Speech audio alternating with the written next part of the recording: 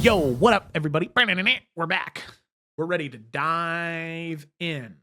I wouldn't be okay with me eating. And Always. you know what?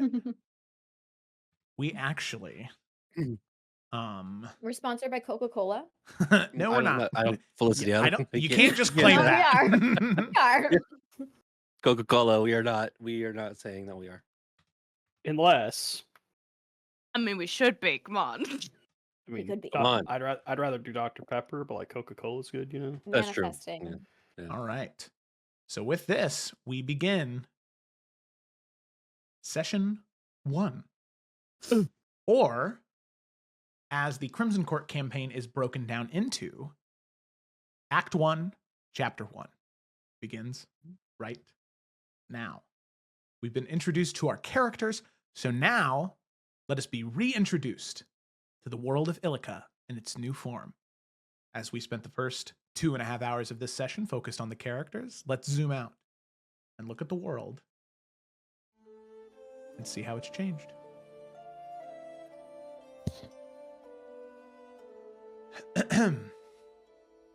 In the vast tapestry of Illica's history, 3,000 years have unfurled since the war against the Shadow, a cataclysmic struggle that reshaped the realms and cast legendary kingdoms into myth. Tarkir, Iverion, Lislea, Odero, once mighty in their splendor, now echo. Though they have faded and are only mentioned briefly in tomes or stories half remembered, they are still remembered. The heroes of that age live on as shining constellations in the night sky, their deeds still whispered among those who gaze upward. So too have the gods of old changed, reborn into a distant pantheon. They no longer walk beside the mortals or tilt the scales in mortals' affairs, but they stand as wardens between worlds, guardians to prevent deeper horrors from rising again. Across Illica, continents have shifted, empires crumbled, and new powers have emerged in their stead. Far to the east, the cursed deserts of Nakaru writhe with undead hordes. South of these deserts, the city-states of Fionia vie against one another, all while keeping watch on the looming threat that is Korthus' war machine. The People's Republic of Elysia shines like a beacon of peace, though beneath its polished surface, fractures grow. In the sovereignty of Solele, class tensions rise to a fever pitch, and to the far north, the Nornathi people send forth raiding ships to reclaim lost artifacts and kin lost to interlopers. The kingdom of Maldaris broods in its fog-shrouded peninsula, continuing to feed the war machine that causes havoc across Illica. Yet these struggles that are distant are not our focus, at least not for now. Our gaze instead turns to Adaria, a kingdom in the western reaches of Illica born from blood of dragons and shaped by the ruin of civil wars. 1,000 years, 1,000 upheavals toward its foundation. In a turning point, though, a great heroine by the name of Elendara Falkrest, the Usurper, a title she claimed proudly, rose against Alistair Draven, the Lich King, the King in Crimson, and banished his terror from the lands. Her victory ushered in an unprecedented age of peace in Adaria, continued by her eldest son, Edamir, and now by her youngest son, Talon. For 32 years, Talon the Kind has reigned in Adaria, a man now in his 70s. Beloved for his fairness and compassion, yet he's made no claim as to who will inherit his throne. There are 5 children who bear the Falkrest name, each with a rightful argument to rule, and the line of succession remains tangled as old loyalties, ambitions, and fears swirl just beneath the surface. A choice facing Talon grows more urgent with each passing day. For if his children quarrel without his guidance, Adaria's hard-won peace may splinter, plunging the kingdom once more into bloodshed, negating all his mother, Elendara, fought to protect. But the heart of this tale does not belong to Talon. It belongs to his children, those 5 heirs whose decisions, loyalties, and desires will determine the fate of Adaria. Their story now unfolds under watchful stars and uncertain future as they step into the great legacy left behind by Elendara the Usurper and bear the name that might yet unite or tear the kingdom apart.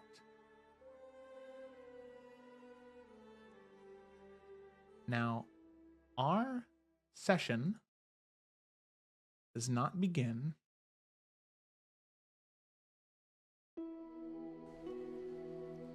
with any one child in particular.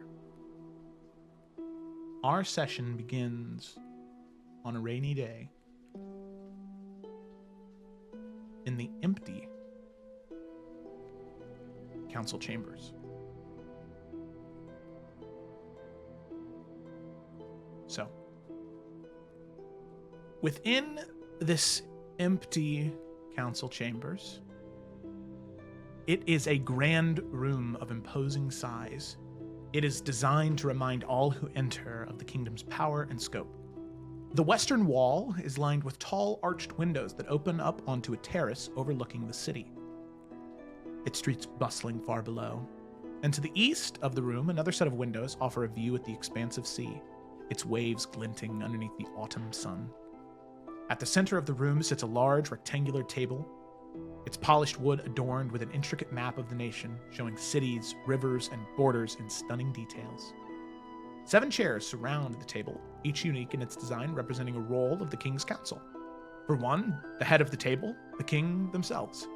The regent, the archmage, the spy master, the chancellor of the treasury, the envoy general, and the warden.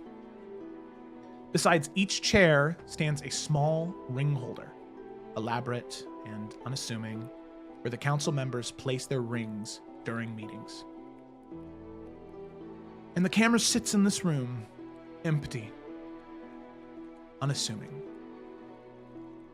as our children of the king, enter one by one, as the rain patters against the keep, as they wait for their meeting that their father has called them to.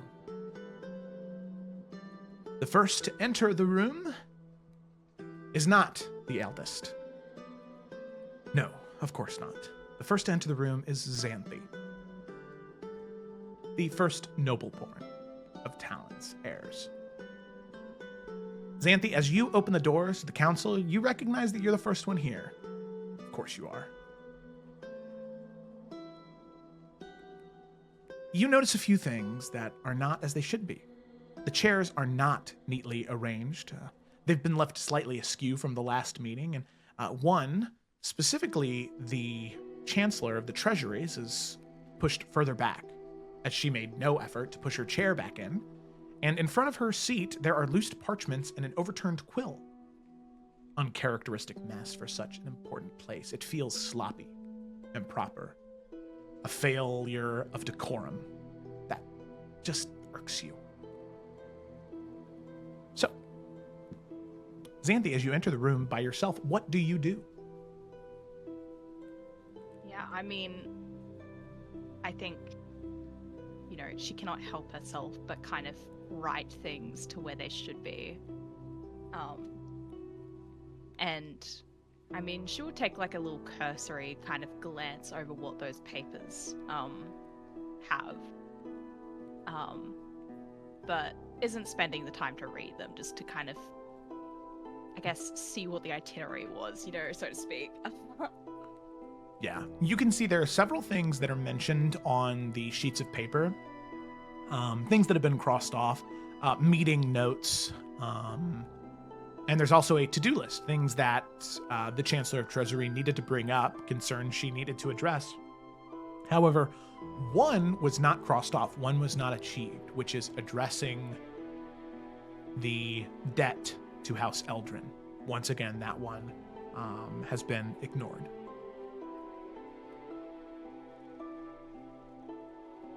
She'll kind of,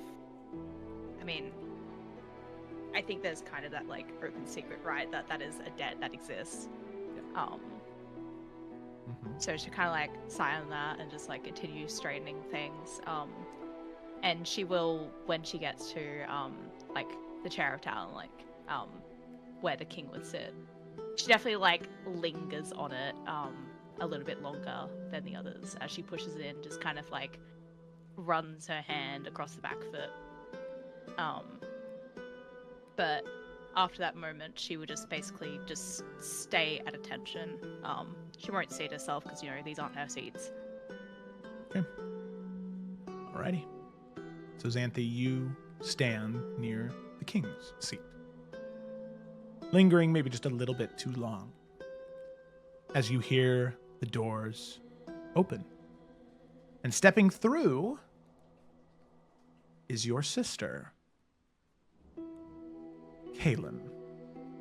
Kaylin, as you enter the room, what is your initial reaction before you even look at the room to seeing the only other person in here is Xanthi?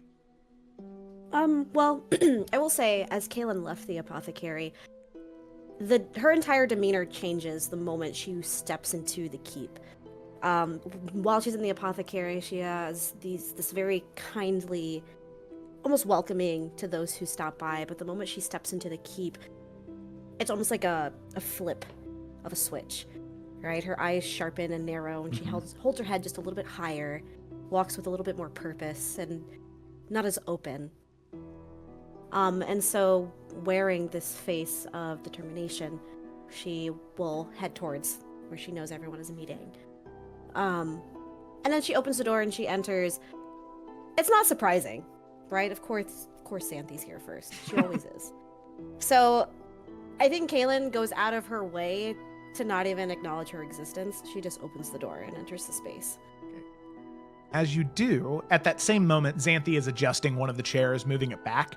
And Kaylin, you notice that there are a few rats that dart from beneath the table to the very, very back of the room, scurrying to a small hidden opening in that back wall. And as the rats draw you back there, you notice several small carvings on the very back corners of the room, serpentine in shape. Carvings that you're familiar with.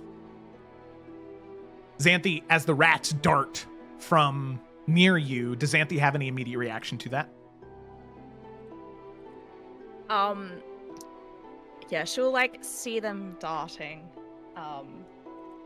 and kind of like initially be watching them, but she'll look up to Kaylin, and especially Samson, before she speaks, and just says, "Really ought to have the rats of this keep killed."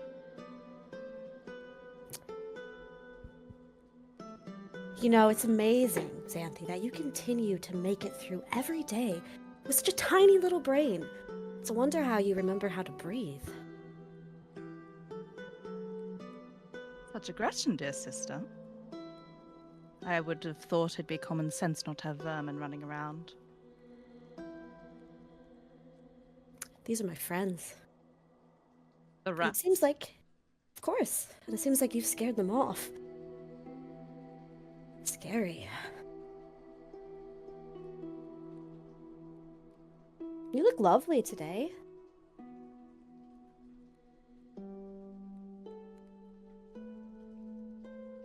You know, I am Kalen's just surprised that... cheesing. I'm surprised that you are the, well, next to come. Although I do admire the fact that you are putting some priority for the family. It is good to see. Genuinely.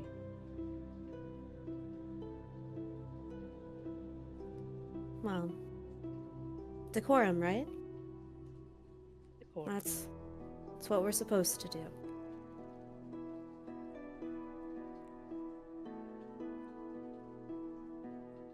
Caitlin's gonna go have a seat.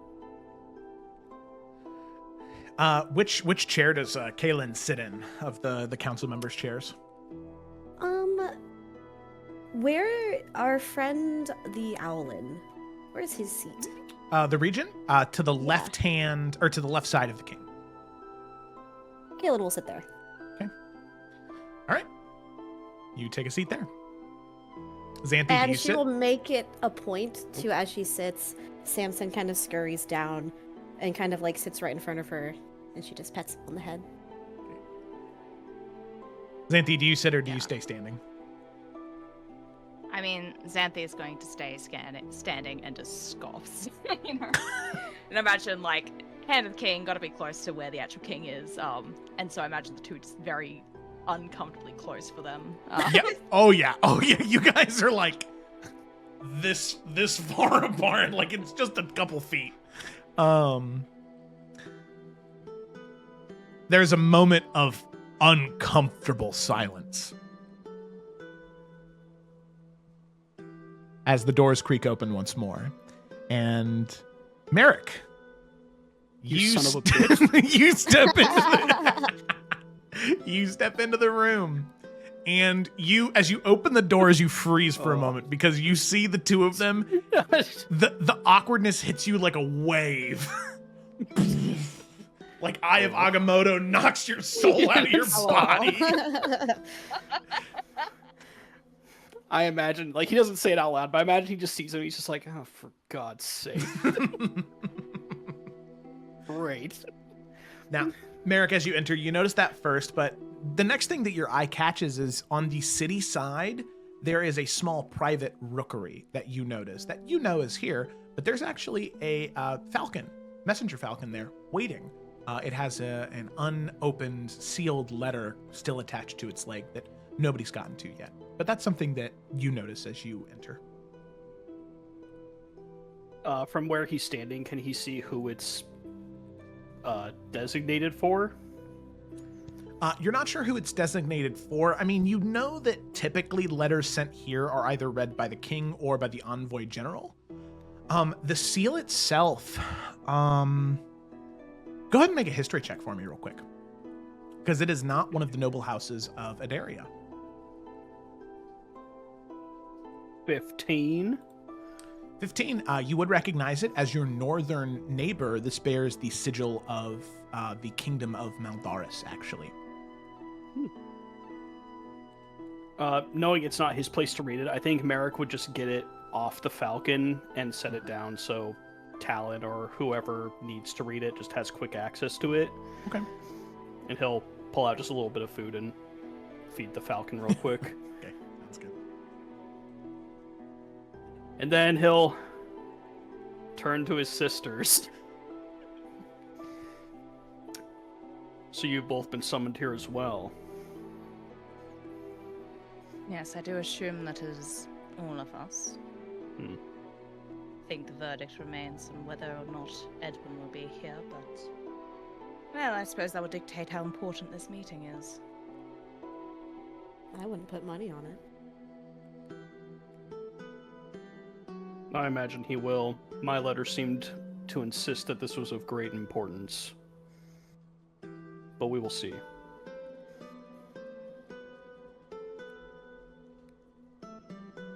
And then Where's he'll Marek, say dear? nothing How's your else. day been? Oh, good.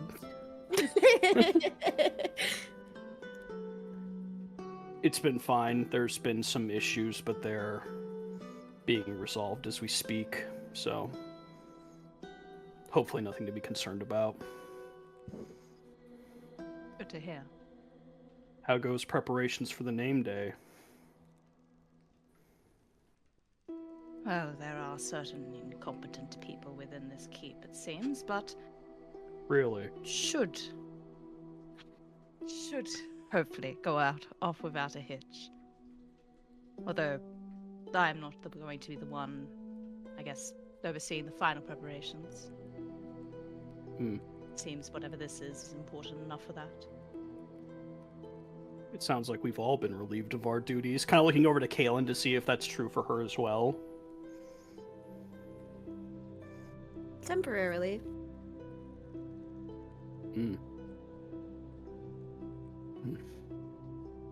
Okay. And Merrick will stay over by where the letter is so that when Talon does arrive, he could just hand it to him. Of course. Make sure it gets noticed at least. Yeah. And also not wanting to get near whatever the fuck that is. What do you mean? This is What do you love. This is family. Linger by the bird just a little bit longer than what maybe feels natural. Yeah, just bird needs attention, just doing my job, you know. This cage up to code. Let's see. Oh, you hear that? That creak's not good. We gotta.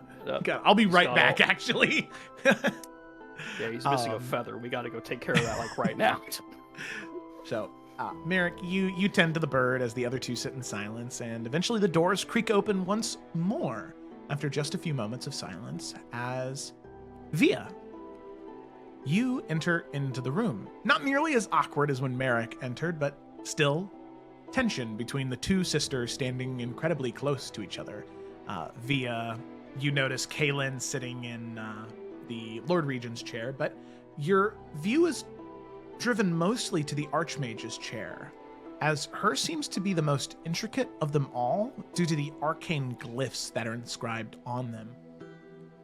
Just with your attunement to the arcane, you recognize that those runes are not, they're functional. They're not for show. They're not decorative. It's hard to recognize what exactly it does, as it's very intricate, but way beyond your level. But there is active magic in this room, on her chair in particular. Nice. All right. So yeah, she'll like take in how cold this room is, and she's gonna like kind of almost like bound over and like be like. First, she's trying to decide if she should go to the sisters or to Merrick first, but I think she'll like go to the sisters and like take both their hands and be like, "I'm so excited. I don't know what's going on, but I don't have to work anymore. So something big's happening." Temporarily, not evermore. All right, and, she's gonna bound on over to Merrick. You still playing with the birds? That's all I do, little wisp. And she's gonna go over and like pet the little bird, as Fiddle probably is just following behind her at some point. I don't know why those two are sitting so close to each other. Why are they doing that? I think they do that because they feel like if they don't, one of them's backing down, so they get as close as they can to show that they're both like brave to each other, you know? You know, we can hear the whole conversation you're This having. is a with private them. conversation. Do you mind, Kaylin? Nothing is Sorry. private in this place, Merrick. So anyways, that's what I think, but I don't know. You'd have to ask them. Okay, well, why don't we just also, and she's gonna take Merrick's hand and bring Merrick, come on, it's not that scary. We are all family. And she's gonna sit actually in Dad's chair. LOL. She's like, I was gonna sit in Morgana's, but there's a bunch of shit on it, so maybe no one touch that. I really don't know what that's gonna do, so yeah. I just said he has to like awkwardly scoot out of the way as like Yes. falling out the chair. I Oh climb my over god, and it, she I'm looks not even livid. And she's just gonna like look up at her siblings and be like, I don't know, Dad had a really good feeling about this meeting. Did he? We talked about it over some food, so. Not the whole thing or anything, just that he mentioned that there's a lot of good things that are gonna be happening, you know? Like a lot, like something big's happening, you know? And that, you know, he loves us and proud and all that, you know. He said exactly those words. Nah, you know, I don't remember exactly what he said, but. Well, I'm sure this is going to be a lovely meeting. I mean, I'm Merrick- looking forward to it. Since everyone else is sitting, Merrick will sit in Rainier's chair. Okay. The Yeah, still Sentinel. standing.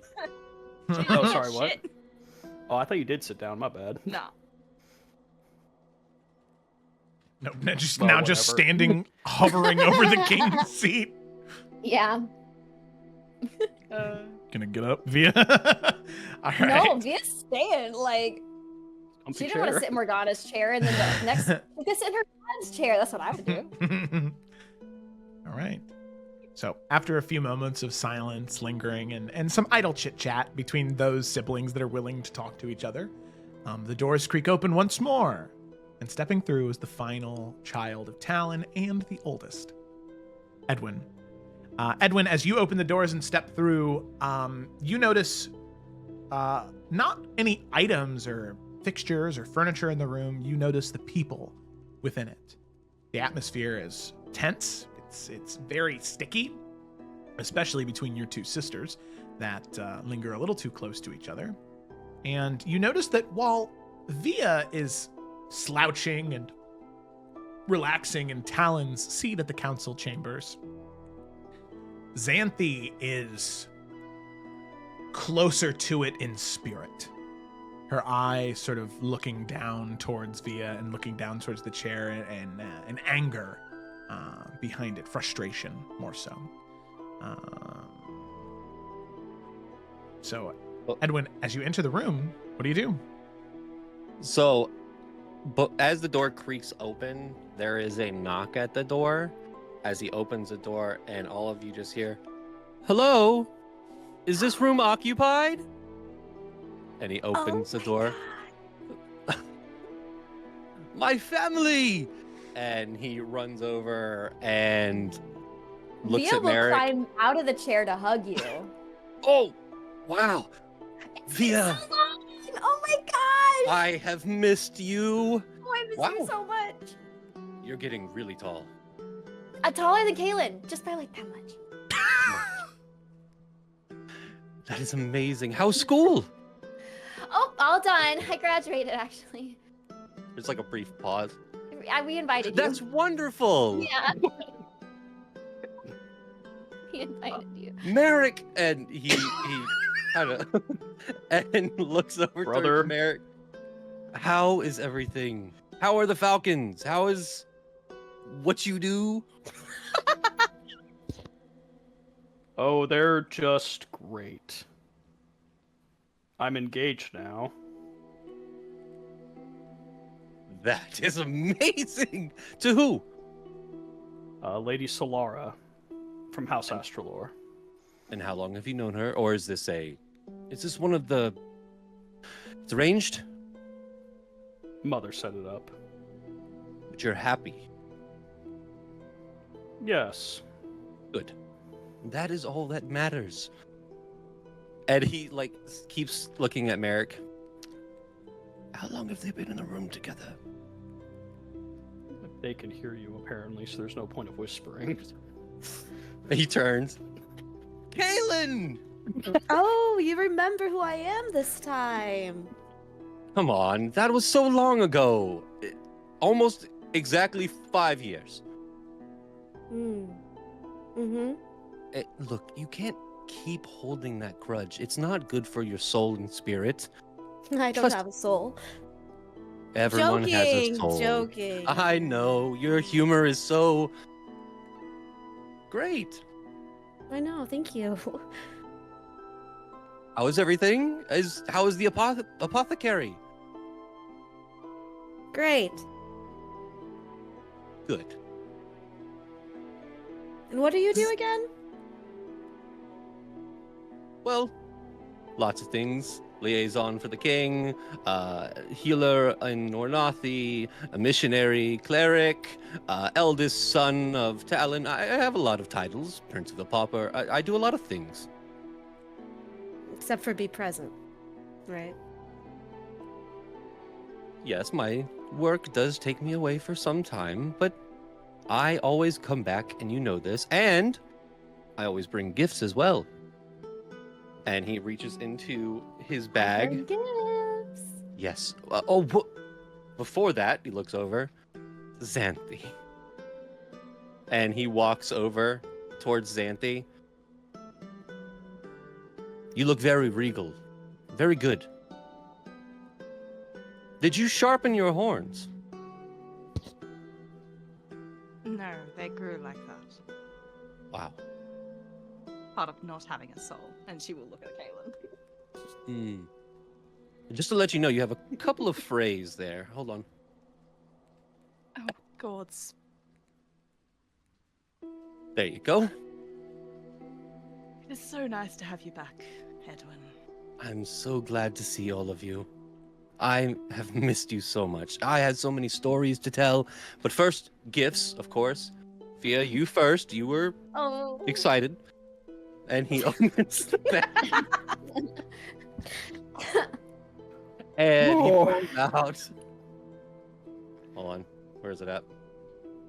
Dude, Game of Thrones could never. I just want to say that right now. He pulls out what looks like a handmade doll of sorts with yarn, and it's knitted together with hay and like little baubles, and he says, "Now I know you're not a child anymore, and you're a grown adult, but the girl who made this, one of the Nornothies, it reminded me of you when you were young, and I thought you would love this. Here you go." I do. Oh my gosh, it's so beautiful. And she's gonna pick Fiddle up and be like, "Look, Fiddle," and Fiddle might nibble at it just slightly. Question: has Fiddle been around? Does Edwin know Fiddle? He was a class project. He's her familiar. So actually, I don't know. Maybe Class project is great. Edwin would go, "And who is this?" this is okay. So my first big project that kind of got me, on the honor roll and everything. This is Fiddle, my familiar. Here, you may hold Fiddle. I am honored. Hi, Fiddle. You are so cute. And he gives him back. Yeah. So she'll just kind of hold the doll and Fiddle, and she won't sit back in Dad's chair. She'll probably sit on the table next to Merrick, wherever Merrick's at. Then Edwin goes over to Merrick, goes into his bag. This, and he pulls out what looks like a brooch. This is a handcrafted brooch by the Nornothi people. The feather on there is a peregrine falcon's feather. Oh, he'll take a look and just kind of look it over. Yes, they're very native to the handmade. tundra. Yes. Oh, everything over there is handmade. And he'll attach it. Looks over to Via. How does it look? Put it over there, Barry. On the other side. Perfect. Beautiful. Good. Thank you. He goes over to Kaylin. Of course, I didn't forget you here. And I actually found these right before I left. And he pulls out a small bag and puts it in front of you on the table and slightly opens it. It's a bag of animal bones. There's, I think, falcons, some rats. There's actually half of a polar bear's shin in there, I believe. You can see Kaylin, there's a flash of, genuine... Okay, this was kind of nice. On her face, as an eyebrow kind of perks up. He points it out. He catches it and goes, "I knew you would like it." The local shaman who was using this, I think she was using it to cast the spell Augury. So, if you know it, you could maybe tell the future or something. That's something you're into, right? Thank you, Edwin. This is surprisingly very thoughtful. As all my gifts are. And then he walks over to Xanthi and kind of perks up like a soldier. And Xanthi, this one is for you. And goes into his bag and pulls out a very beautiful, handcrafted, ornate Nornothi ceremonial dagger and hands it to you. Yeah, she'll also kind of soften a little bit when he does hand it to her. Just kind of inspecting it and looking at the ornateness of it. It's widely used sometimes when Jarls are put into power, or for other, I guess, sacrifices, but more animalistic, not for people. They don't sacrifice people there. I figured it was right up your alley. Sacrificing? No, not really. It's like a metaphor for the soul and spirit and how they... It would take a very long conversation for me to explain the entirety of their culture and how they do things, but just know it is a ceremonial dagger and you like weapons. Yes, well, thank you. Perhaps you could stay around long enough to, hear all the things behind it. Xanthi, I'm always around at least for an entire year. That is 365 days. That's quite a while. It's still too few. And he puts his hand on your shoulder and puts his hand on Kaylin's shoulder and turns around and looks at the other two. I am so happy to be back. I missed you guys. I'm so happy you're here. Did you get to quit your job too, or? I think for the time being, the mission was called off early, but I don't see that I won't not be going on anymore. Everyone seems to want to go back to their job. Well, my job's necessary for our communications with the Nornathi. I quite enjoyed mine. All of our jobs are important, and it is important that we maintain them as well, Octavia. I mean, anyone can do mine. Well, no, because they have Isadora coming. I'm not going back. Mine's being filled. My friend. Well, then from perhaps school? you can find another one. But for as long as Okay. you're a Falcrest, there will always be something. Maybe that's what this meeting's about. That's all I'm saying is I don't know if everyone's going back. We'll have to see. Making conversation. He looks towards the two that are the ones that are sitting in chairs. I would remind everyone that it is royal custom to wait until the king sits to sit. Our dad. Yes, I know he's our father, but he's still the king, so we should all stand up and wait. Please. Be at this Merrick will moment. stand up. Kaylin will stand up. Yeah, well, if everyone else is. Does Samson stand up with you, Kaylin? Yes, and he scurries back on top of her shoulders. Okay. And Edwin stands there. The closest chair to Xanthi on the other side. That'd be the Chancellor of the Treasury's chair. All right. So with that, a few more moments of small talk passes. But then eventually the doors of the council chamber open once more.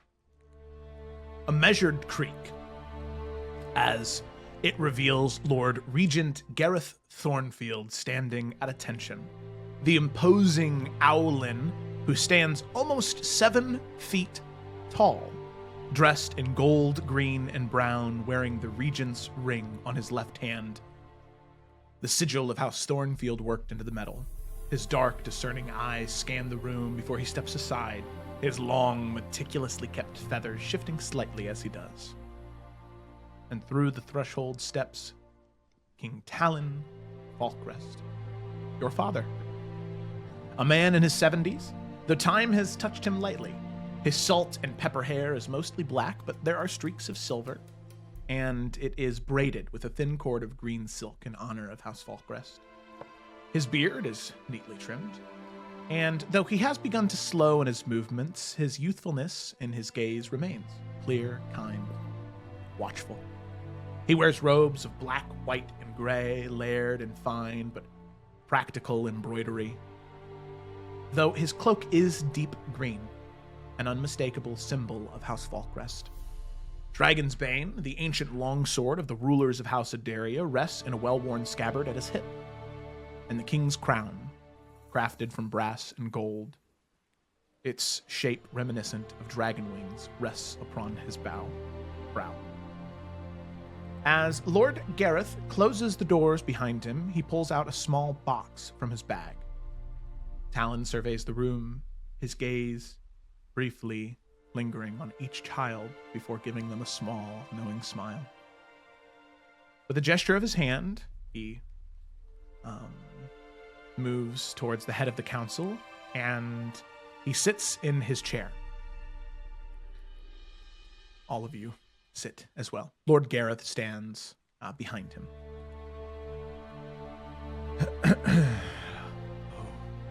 Look at you. Look at you all, my children. All of you here. Together. How long has it been? What? Via's choosing ceremony? I know it's been sooner than that, but it feels so long, too long, since I've heard your voices in the same room, not through letters or couriers, but here within these walls.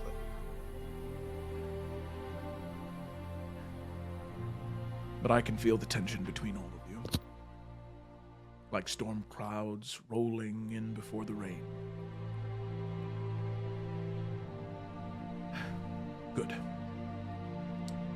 makes me even more certain of my decision. He leans forward, resting his wrists on the table and steepling his hands. And he looks down at the map of Adaria and looks up to all of you. Tell me, what does anyone here know of the King's Hand? And I'd like all of you to make a history check.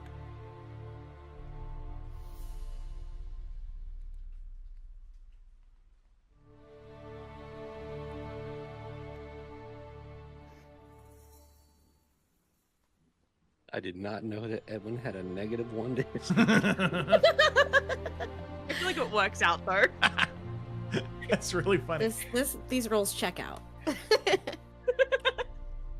Agreed. So, I'm going to send you a message, Xanthi, as you are the first to recall, and if you'd like, the first to speak with what you recall of what the King's Hand is.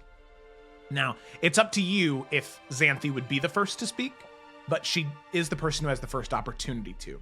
If not, we'll move on to the next person who had the next highest roll. I mean, yeah, she's definitely the one. Okay. And like, she will recite it back almost as if it's like a textbook, you know. It's very much just like that sense of just like, this isn't her thinking like in a genuine answer to the question, but more so like, you know, again, that kind of textbook fashion. Well, the King's Hand is the kingdom's greatest weapon, moving to any threats before they grow, and ensuring that the kingdom could never remain weak. Well, yes and no, almost. That's what a history book may tell you, a study, perhaps Blade Master Alexi has told you of it before. The King's Hand does serve the crown, it executes its will, and it ensures the stability of the realm. That much is true. But in practice, it is so much more than that. The council is the king's mind, the brain that helps govern the kingdom. But the hand is action.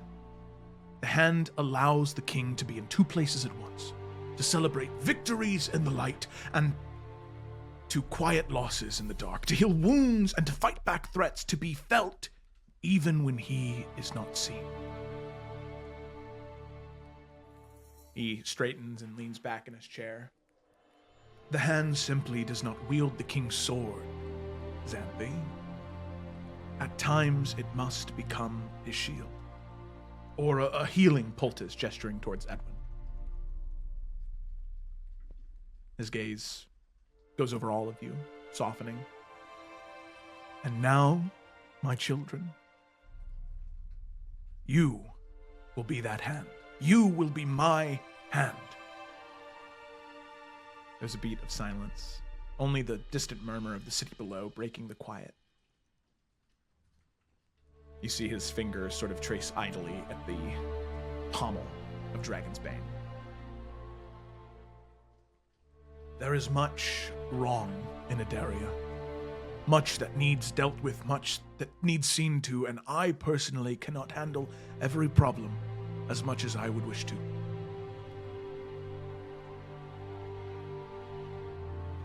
So I will send all of you on a mission together to try and help mend these wounds and protect these people. Your people. Our people. Each mission, you'll go out, you'll accomplish your mission, and you will return here. And when you do, each one of you will debrief with me alone. I need to know how you think, how you lead, and how you might rule. It matters more than you could possibly know. But for now, I think we should talk about your first mission. It's already all set up, and most importantly, Lord Gareth, if you would. And Lord Gareth says, "Yes, my king. Of course. And the low, booming voice of the Owlin opens up that chest, and he hands each one of you a pin. A brass pin symbolizing you as a member of the King's Hand. A gauntleted fist with a sword behind it.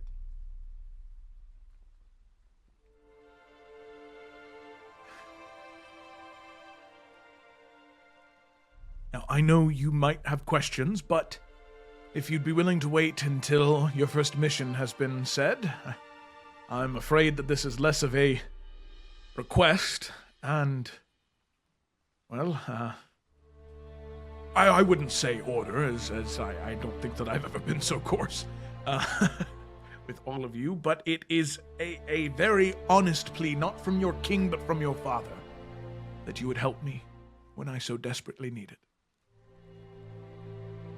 If no one has anything extremely urgent, I'd like to tell you, Lord Gareth will tell you what your first mission is.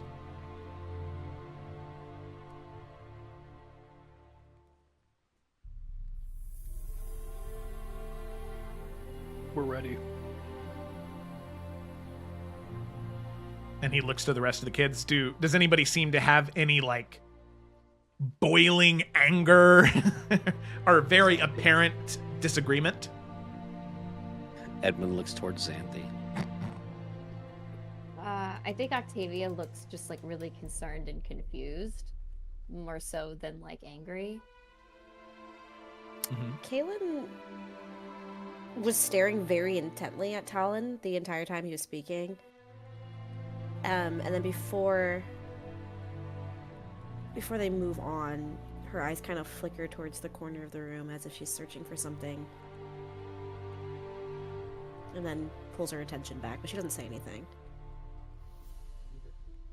I think Xanthi was definitely furrowed brow through most of that, but holding her tongue for the most part. But during that pause, I guess, kind of bring it to an end, she will say, "Is there a reason for the timing?"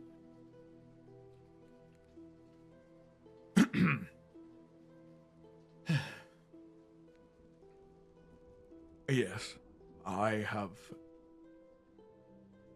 I've done a disservice to all of you, to the kingdom, to the nobility, to all people of Adaria. I understand I am not a young man anymore, though I may look younger than what I am.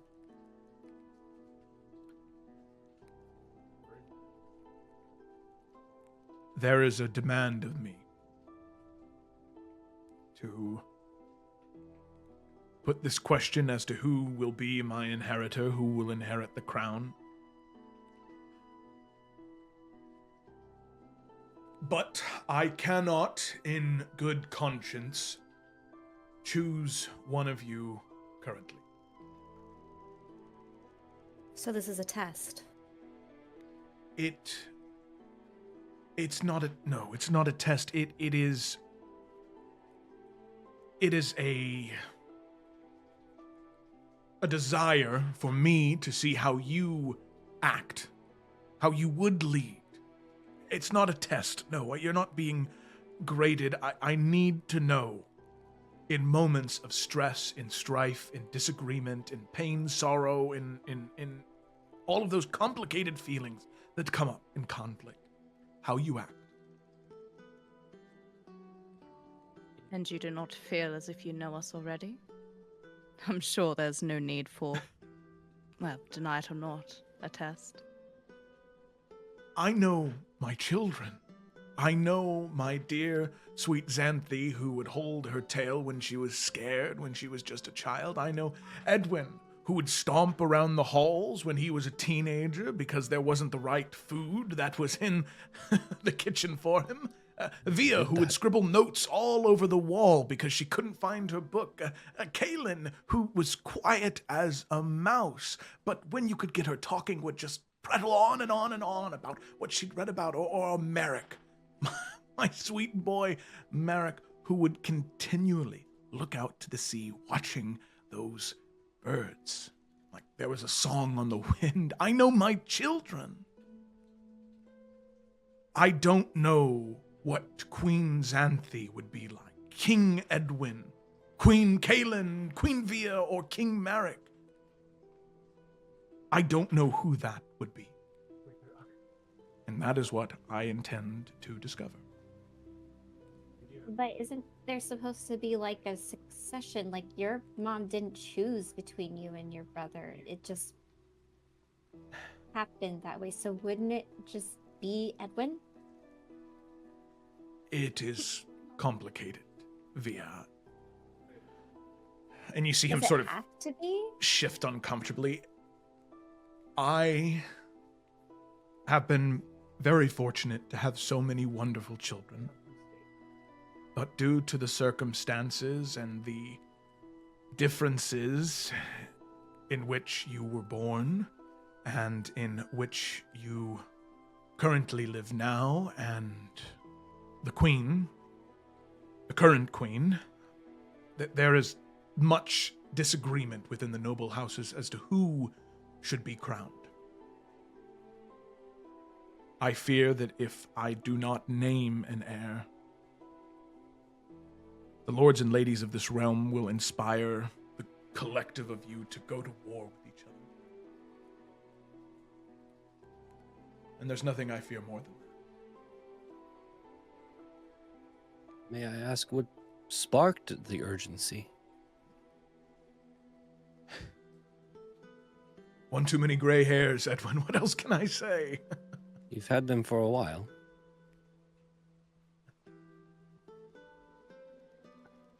I can feel the weight of old age bearing down on me. And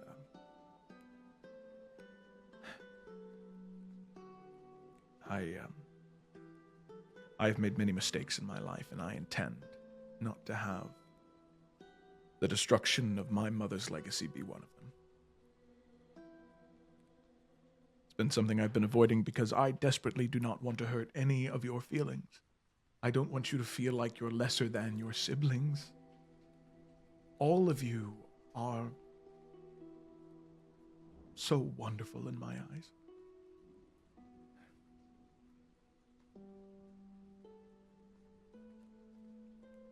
But it's a decision that must be made, regardless of how my personal feelings may be on it. Well, I've never known you to be a shallow man, and I've never known you to not be intelligent. You're the smartest person I know, and if this is something that you are adamant about, and this will help you, he looks to all of the children, I think we go along with it. Not that we have a choice, King, but it seems that it will put your mind at ease as well. Well, of course, there is merit to the method of decision, of course. But you've already said that naming an heir is something that is, well, already been expected. Would it not be wiser to expedite things rather than further put it off? I mean, if a hand of the king is also to be, well, an assistant to his mind, surely there are concerns about expediting things, right, Gareth? While you may be correct in that, Lady Xanthi, my princess, after much deliberation and discussion with the king, this is something that I, your uncle Rainier, as well as the rest of the council, has deemed the wisest decision, as all of us have reservations about each one of you in certain aspects. So know that we have watchful eyes. We all have a vested interest in the health of this kingdom. So, while it may be upsetting to hear that you are not crowned king or queen in this meeting now, as not directed to you, Xanthi, but to all of them, we believe that this is the best decision. as it will give all the council, as well as all lord and lady paramounts of the kingdom, insurance and assurance that this decision was made with the utmost care.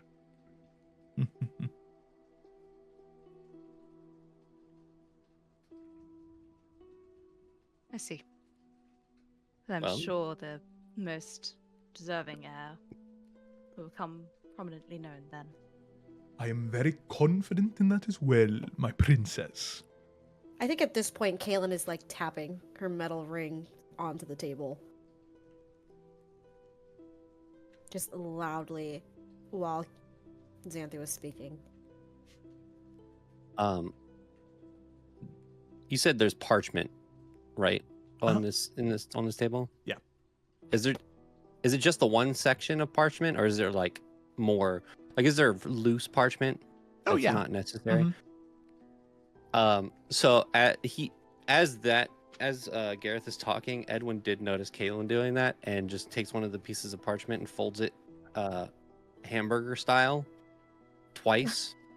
And then as he looks over to address Gareth, just without looking at Caitlin at all, just slides the paper under her finger to dull the tapping.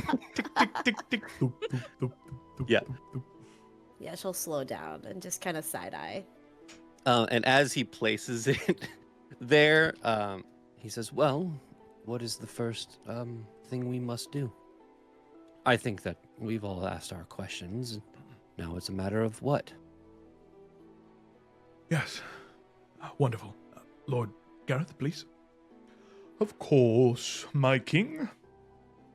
Your first mission is to settle a land dispute within the lowlands. A disagreement between a vassal of my house and a vassal of Lady Valora Astalor's house.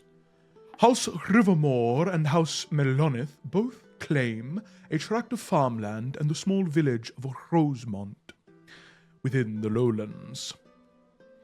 Sadly, this has escalated quite a great deal. A few skirmishes have left 15 bannermen dead, as well as 5 farmers perished in the fighting as well.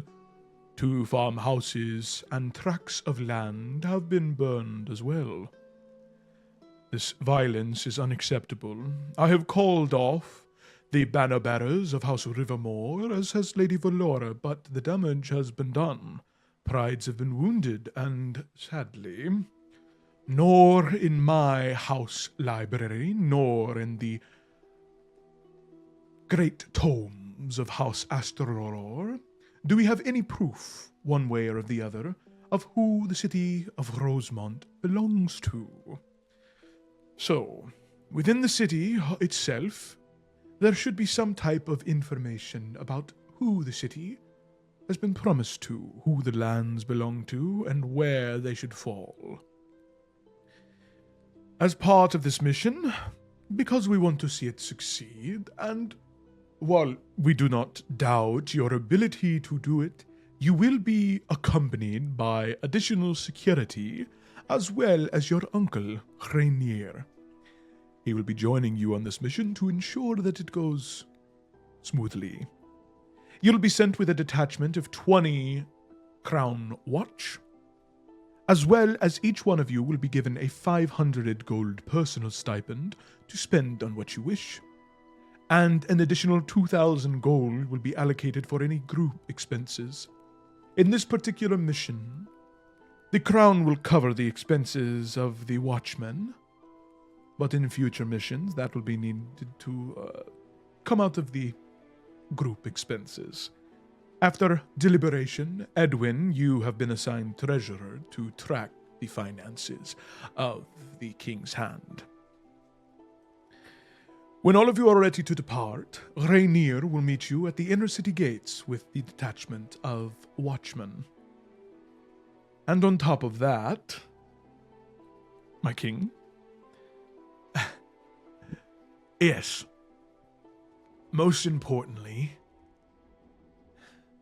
and you can see he gets nervous as he kind of folds his hands one over the other.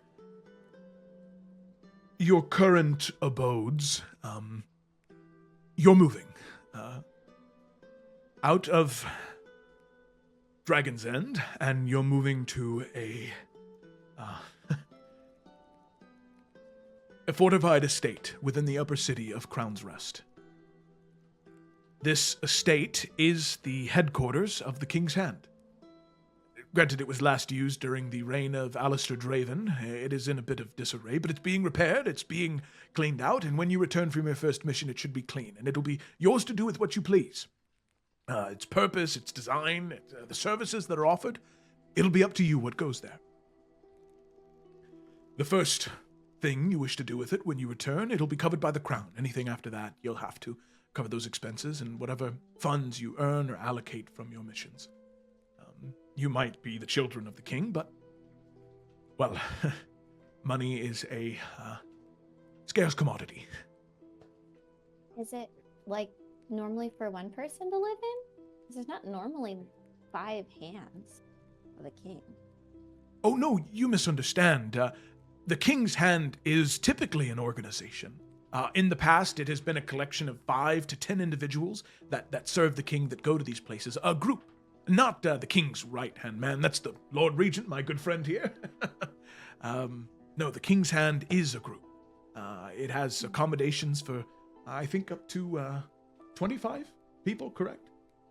It's a fortified estate. You'll have space away from each other, but you will be close to each other, which I think will be good for all of you. Real quick, Joe. As the treasurer, we were given 2,000 gold, but also each one of us 500. Yeah, each one of you can add 500 gold to your inventory, your Nice, personal rich. inventory. Yep. Can I get the spelling of, is it Rosemount? Is that the Yeah, city? here I will go ahead and copy and paste the. Thank you. I'll go ahead and paste this in our chat. Ooh, 500 gold, baby. One thing that I will add, because it's in the notes that I'm going to send here in the general chat for Crimson Court. Talon would say, and one thing that I want to stress very clearly, Lord Gareth has given his word, and we've also received a letter from Lady Valora Astralor, your grandmother, Xanthi. We've received word from both of them that they are very confident in whatever decision you come to. So, regardless of who it favors, report the truth. Figure out who it honestly belongs to, and House Astralor and House Thornfield will accept the results regardless of what it may say. There you go. So the two lords, Talon would explain, Lord Cedric of House Rivermore and Lord Balric of House Melanith. They may be in Rosemont when you arrive, so just be prepared to treat with them should they be there.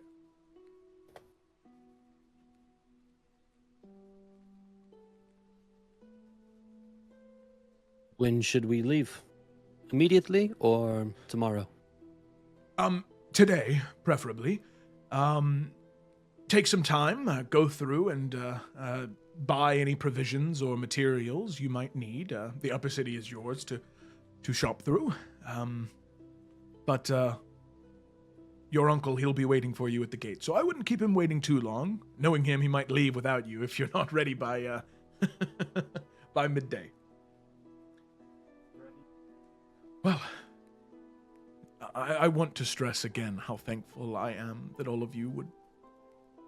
I know part of you probably felt like you had to answer the summons. But I do appreciate all of you so much for doing this for me. And I promise you, I will do what's right by all of you.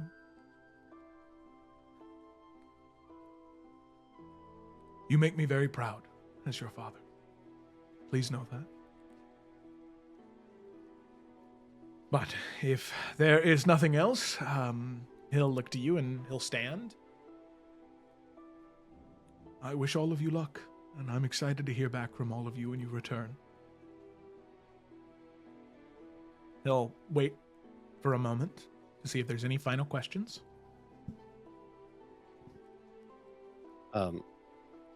Edwin kind of speaks up and says, Father, as everyone leaves, can I have a word with you alone? Of course you may. Anything else? There's a letter for you, and Merrick will just motion over to where the Falcon still is. Thank you. Lord Gareth, could you please retrieve that for me? Lord Gareth will move over, grab the letter, bring it over back to Talon, and Talon will look at the seal, and he'll kind of roll his eyes, and he'll tuck it into his jacket. Read that later. Thank you, my boy. All right. You see a very warm smile graces his face, and he will, if there's nothing else, gesture for all of you to depart as he waits in the room for Edwin. Lord Gareth will leave. He'll get the door for all of you, and you exit one by one by one. And then you, unless there's anything anybody else had, it'll just be Edwin and Talon in the room alone. As they're leaving, Thea will just say, well, we should probably all go shopping together so that we all have, what we need. Oh, yes, if you can wait for me. I actually wanted to shop with Kaylin. I need her help with finding some medicinal herbs and things along the trip. And is that okay, Kaylin? Yes. That's fine.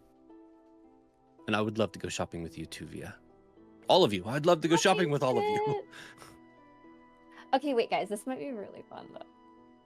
Kaylin has not stopped staring at Talon this entire time as she's making her exit. But she won't say nothing. She'll leave. And just wait outside. You'll be able to just wait outside for Edwin with everybody else. Merrick, Xanthi, same thing? Yep. Yeah. Xanthi, for especially the latter half, has just had the most pained smile on her face. Stuck. But yeah, she's ready to be out of that room. Okay. Ooh, all right.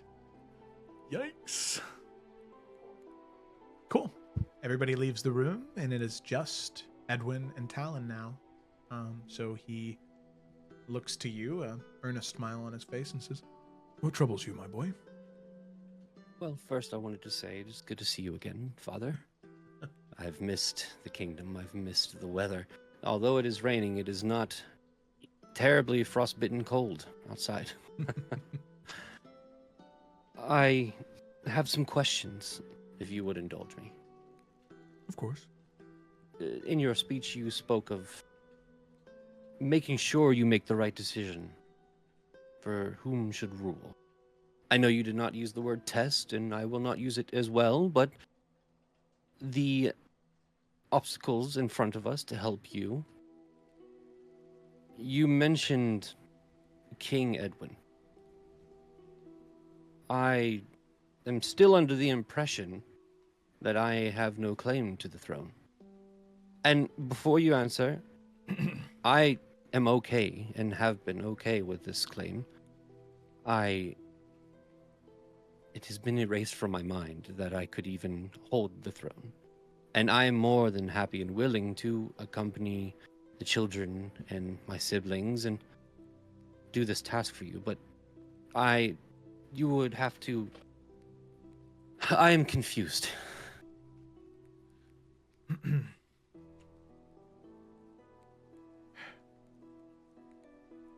I understand due to the nature of your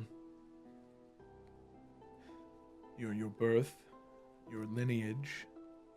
And you can see he's being extremely cautious. I mean, you know you're a bastard. He knows you're a bastard. His caution, with your passive perception, Edwin, or passive insight, I mean, of 15, something is bothering him. Something deeper down as he brings this up. But quickly fades away as he moves on. The simple reality is, my boy, you are my eldest son. The people of Crown's Rest, most of Adaria love you. The common people. The Church of the Unbroken, the Church of Unity, they speak so highly of you. The Church would love to see you be crowned. And those people that go to the temple day in and day out and seek healing, they hear of what you do to the mighty warriors, healing the greatest of wounds. They see someone who would continue peace. The common folk, they want nothing more than to continue to live their lives and not live in fear of war and terror. Something that, sadly with some of your siblings, they feel might the opposite come for them. When lords go to war, it's the common folk that suffer. And the lords and ladies of the realm, they're no fool to that. And the sad reality is that there are some lords of the realm that would rather plunge the nation into civil war than see one of your sisters crowned queen. They would prefer a man, even if he is a bastard. Sorry, not born of a noble line, take the throne.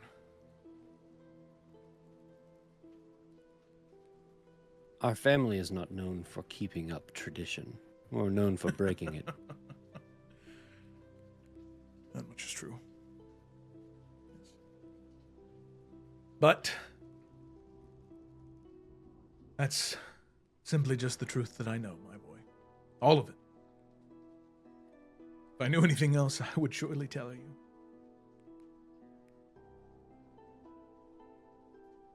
Well, just know that I have not thought of the throne for many, many years. And I am okay where I am now. I have a wonderful life, a loving family, and that's all I need. I'm looking very much forward to being with my siblings again and going on these missions. But just know I am not reaching for the crown. If you choose any of them over me, I'm completely fine.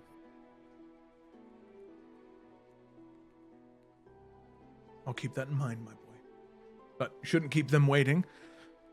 Although Rainier might not be blood, it seems as though some of them have inherited some of his personality traits. They'll leave you behind if you don't catch up. I'm pretty sure Xanthi is already out the door. I think she is too. And Kaelin about taking 100 steps back, but still in tow. Well, it was good to see you again, Father. Yes, my boy, it was. He stands up, bows, and then leaves the room. Is everyone like right outside the door? I mean, I would assume not uncomfortably right outside it. You know, just kind of like probably waiting to go. He just like, said he at didn't door. want the throne? Why is he doing this anyway? We have like a I imagine cup. it's It's more a like we're at the double bluff. gates or something. Like, Yeah. Yeah, Yeah. Yeah, for sure. Yeah, Edwin opens the door, looks over and sees them. Let's go shopping! I need paper. Okay. So, as all of you make your way through the Keep of Dragon's End, the rain begins to stop. And the sky begins to clear. As you make your way in to the upper city of Crown's Rest, as the beginning of autumn is here, as the trees turn that bright yellow and orange, crisp gold and deep red. Statues of marble fountains decorate boulevards within the upper city of Crown's Rest. So, you all are here. There's a lot of places in Crown's Rest that you can go, things you could purchase. There is a rather extensive library and archive. There's an upscale market. One of the Temples of Unity is here. The Knight's Rest Armory, as well as the Swan Feather Lounge, if you're looking for any food or drink before you go. So, it is shopping. We'll kind of go this for brevity's sake. We won't roleplay every single thing. You guys have your money. What do you want to spend it on? My main thing, I mean, we're not not marking like food and No. because I know for wizards, it's like you got to use like I know technically mine's not because of the bracelet. It's a little different. So I guess like whatever the equivalent of like my supplies to like For sure. add to my spell book, that's what I want to do. Which I don't know. Why didn't we talk about this? We probably did.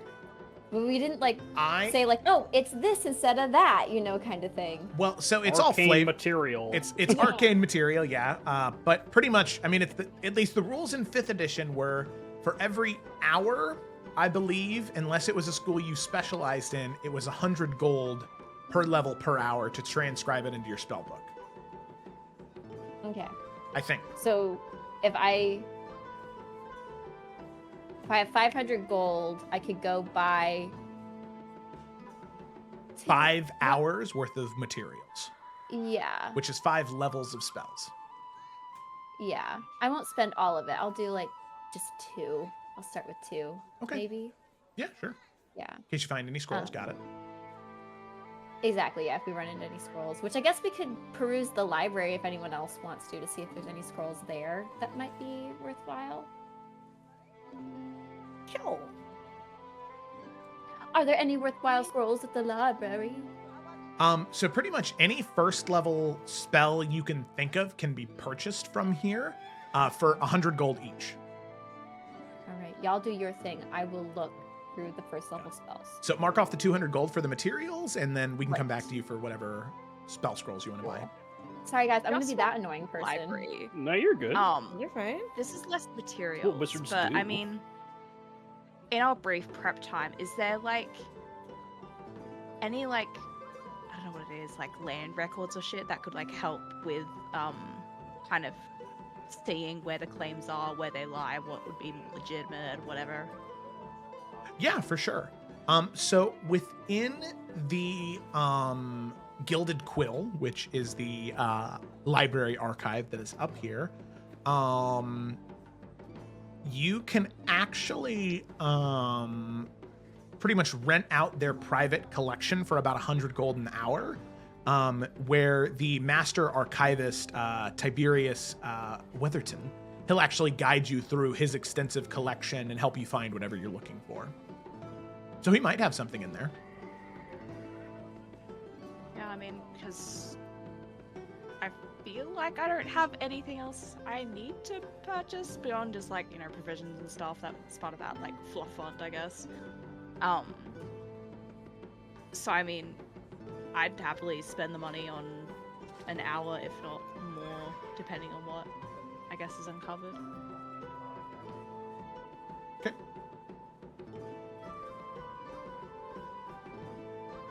right. I know So that Xanthi's going there. sorry. I was just gonna say Xanthi is going to the quill. I know that Edwin made a comment about getting healing stuff. I think Kaylin would be interested in like healing potions, Yep. just because like if there were skirmishes, Mhm. I mean, we can't promise that people aren't gonna get a little testy, or we don't know what we're gonna find along the way. So I health potions are great. also want to, on top of that, find what is it called, a medicine kit or whatever the heck the tool is. Healer's kit. Healer's kit. Yeah. Mhm. So that I don't have to use spells to heal people Okay. because I have limited. That makes at first level you really gotta be careful about what you're casting spells on. Okay, perfect. So And then also, Mhm. sorry, using, I guess, in a similar vein of research that Xanthi's doing, but a little bit more Kaylin style, while we're just out and about, I mean, I feel like Kaylin would just be asking people and just like talking to people about what they know about the situation and the conflict and just getting like their opinions on the matter. Now, clearly, we're going to get very biased information, but somewhere between two sides, there's a little bit of truth, So that's kind of what she's looking for. okay, all right. So Xanthi going to the quill to look up information in the books, Edwin buying a healer's kit and the potions, and then Kaylin asking around. Yeah. Got it. Merrick? I would also want to grab 1 or 2 healing potions potentially, but I would also want to go investigate the armory. Very good.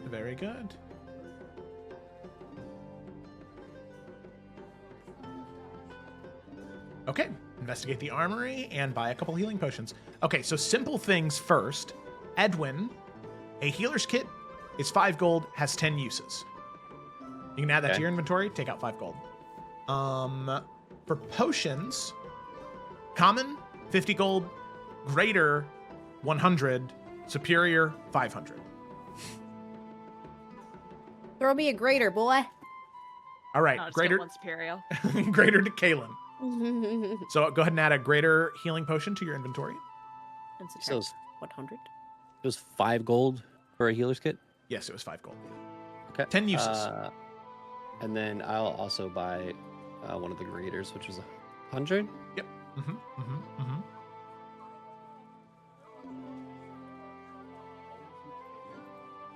I think I'm just going to go for 2 common healing potions. 2 common. All right, 100 gold.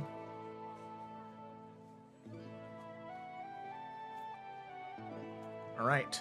Any other purchases of miscellaneous equipment? Question. Sorry, this is dumb. Are we supposed to be adding stuff that says legacy or not legacy? Not legacy. Cool. Thank you. Uh-huh. I guess this would be simple, but I'd also be interested in getting some caltrops. All right. Fantastic. Bag of caltrops, you're looking at well, how many uses of caltrops? So it's 1 gold for each use. I'll pick up 20. Okay, 20 100 bags of caltrops. 20 The whole battlefield. 20 bags of Trying to caltrops. get to Got us it. now. Okay. Fantastic. 20 gold, you can buy that from the armory. There's also some other stuff there that we'll get into in a second. Any other basic purchases? Want to get those out of the way now. I think I'm so bad with knowing what things to actually buy. I don't think there is anything, right? I feel It's like at this level, like what can we buy? You know what I mean? Like, I'll take a fucking get a ring of lot of gold. protection. Ring of protection. That would be great. Magical items are not common, right? Like No, they're not. Yeah, No, okay. no. But potions are? Yeah, especially Okay. more rare or more common potions. They're not magical in origin. Like they use some magical ingredients or reagents, but they're primarily natural. So like a common health potion is mainly derived from the bark of an oak tree. Which if you're not familiar, that's it's like what Advil's based off of. It's like supercharged Oh. Advil. I Yeah. know that. I'm gonna buy 4 more Um, for my headaches. This Right. might be a dumb question. The terrain and weather of where we're going. What's it like? So well, it I guess is. everyone wants to know what it's like. Yeah, it is fall time. Currently, it's starting to change into fall, so you might have some warmer days, might have some colder days. The lowlands are the farmlands, so it does tend to rain more down there. The soil is very fertile, and Rosemont is located near the coast, so there might be some colder days from the drifts from the sea. But I mean, it is the rustic farmlands and outdoors. Okay. I want to make sure we have the right camping stuff, like the half kind of tent stuff. Oh, where yeah. we'll be like covered and like. Yeah, that's in the caravan already. All right, waterproof sleeping bags. Oh, you yeah. know, Yeah, fucking- I mean, you guys are the heirs to the throne, the princes and princesses Okay. of the realm. You are living in comfort and style on the road. It's glamping. It's not camping. Like it really is. Like there are beds that are brought with your Oh, shit. tents. Yeah. Is it like when in Harry Potter, was it the 4th movie where you walk in, Up it on looks the like a little fire? tent? Yeah. Oh, Nice. that's yeah, and it's a whole like house. Not it's So we these just aren't have war magical. camps. But Just big tents. it's just big tents, yeah. Okay. The only other thing I can think of is I want to buy chalk. Okay. Yeah, you buy enough chalk for whatever you want to do, and it's 1 gold piece. All right, cool, Nice. cool. Yeah, it's Just just expensive ass chalk. for whatever whatever I you want to want. do. Okay. Yeah. You have a limitless supply of chalk now. That won't run Thank out you. for the rest of this game. There was one other little thing I was Yeah. thinking of, especially considering that it's going to be meeting with different houses. You know, I imagine there's some kind of like laws of hospitality. Would want to get like a gift for each of like the respective lords. Equal value, I imagine, for both, but just as a kind of like good foot in the door kind of thing. For sure. Okay. You being a politician and all that jazz or whatever we're Yes, supposed to be doing in this game. Weed your count. Anyways, Can I put my name on that? but it would just Nancy? be. I imagine- right there, right underneath Santi. I imagine it's just like kind of like, I don't know, rich people bullshit, like some kind of like jeweled You're like- symbol that somehow connects to a crown's rest, and I don't know, that kind of shit. Like Yeah, I went with fancy chocolates. This is where my brain went. Fancy chocolates. chocolates feels too common, you know, like something edible feels common. Just bringing Yeah. Ferrero Rochers. Yeah. Inedible brands and my arrangement. Fort Wayne homies know what I'm talking about. It's So. It's favorites. It's what's to gift when you don't know what else to give. Yeah, it is. It's like Australian reference for giving y'all. a billionaire a $10,000 watch because it's like, yeah, Yeah, I just know it's it's, a nice. thing with like the royals and shit where they like give each other weird little gifts that are like fancy bullshit like that. Like that's the whole point of it. yeah. Just like a token of appreciation and the hospitality, blah blah blah. What's your budget? What's my budget? Yeah, for how much for each? Because you could Um, go crazy. Okay, well, but I only have 500. True, Unless yeah. anyone else wants to chip in, I will use, I guess, the remaining. So I have 200 for the knowledge shit. That leaves me at 300, so 150 gold each. If I can put my name on it, I'll- Same. Yeah, Caitlin will put 200 towards that. I probably so only have 250 each. I can only add 100 because I want to buy spells. Easy, 300 each. 300 each. Okay. Jeez. We're rich. Yeah, so 300 each. You find 2 different sculptures, really, is what they are. So House Rivermore is known for like, you know, rivers flowing through fertile fields and riverlands and irrigation. While House Melanith is known for like potion making and ingredients and alchemy. So what you find for House Rivermore is you actually find this very intricately carved decorative sort of like what's the word, like miniature, oh my god, terrain. I can't think of what the word for that is. Terrarium? Not really a terrarium. I don't know what you're going for. It's almost like a snow globe, but not like without the lid on it. You know, it's like a little decorative, like Well, like a little like fucking what is it, a Fabergé egg or something? yeah, One of kind of like those that, kind of things? like that. Yeah. And it's like it's encrusted with what are called sky glass gems, which are gems that rain from the sky in the Starwind Channel, and are actually fished out of the sea over there. And it's intricately decorated there with those. So you find one that is that sort of terrarium of like river glass, or river with the sky glass gems for that price. And then you also find a lavender gold spice set or brewing set. So it is this very intricately made like potion brewing alembic set that is like dyed lavender and gold and used like gold plating and filigree to fill in a lot of the decorative parts of it. Definitely not usable for brewing, but a very nice decoration in a study. Sick. All right. I have one more thing. Yeah, of course. And you can say no to this, but I was Okay. looking up. So Edwin's old, right? He's 45 years old. He drinks coffee, right? So he would go looking for coffee for the trip. And I know we don't, he's going to find coffee. This is my question, because I typed coffee in to the items in D&D Beyond.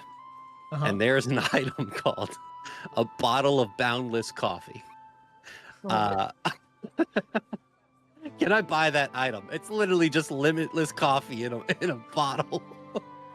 How much gold do you have left?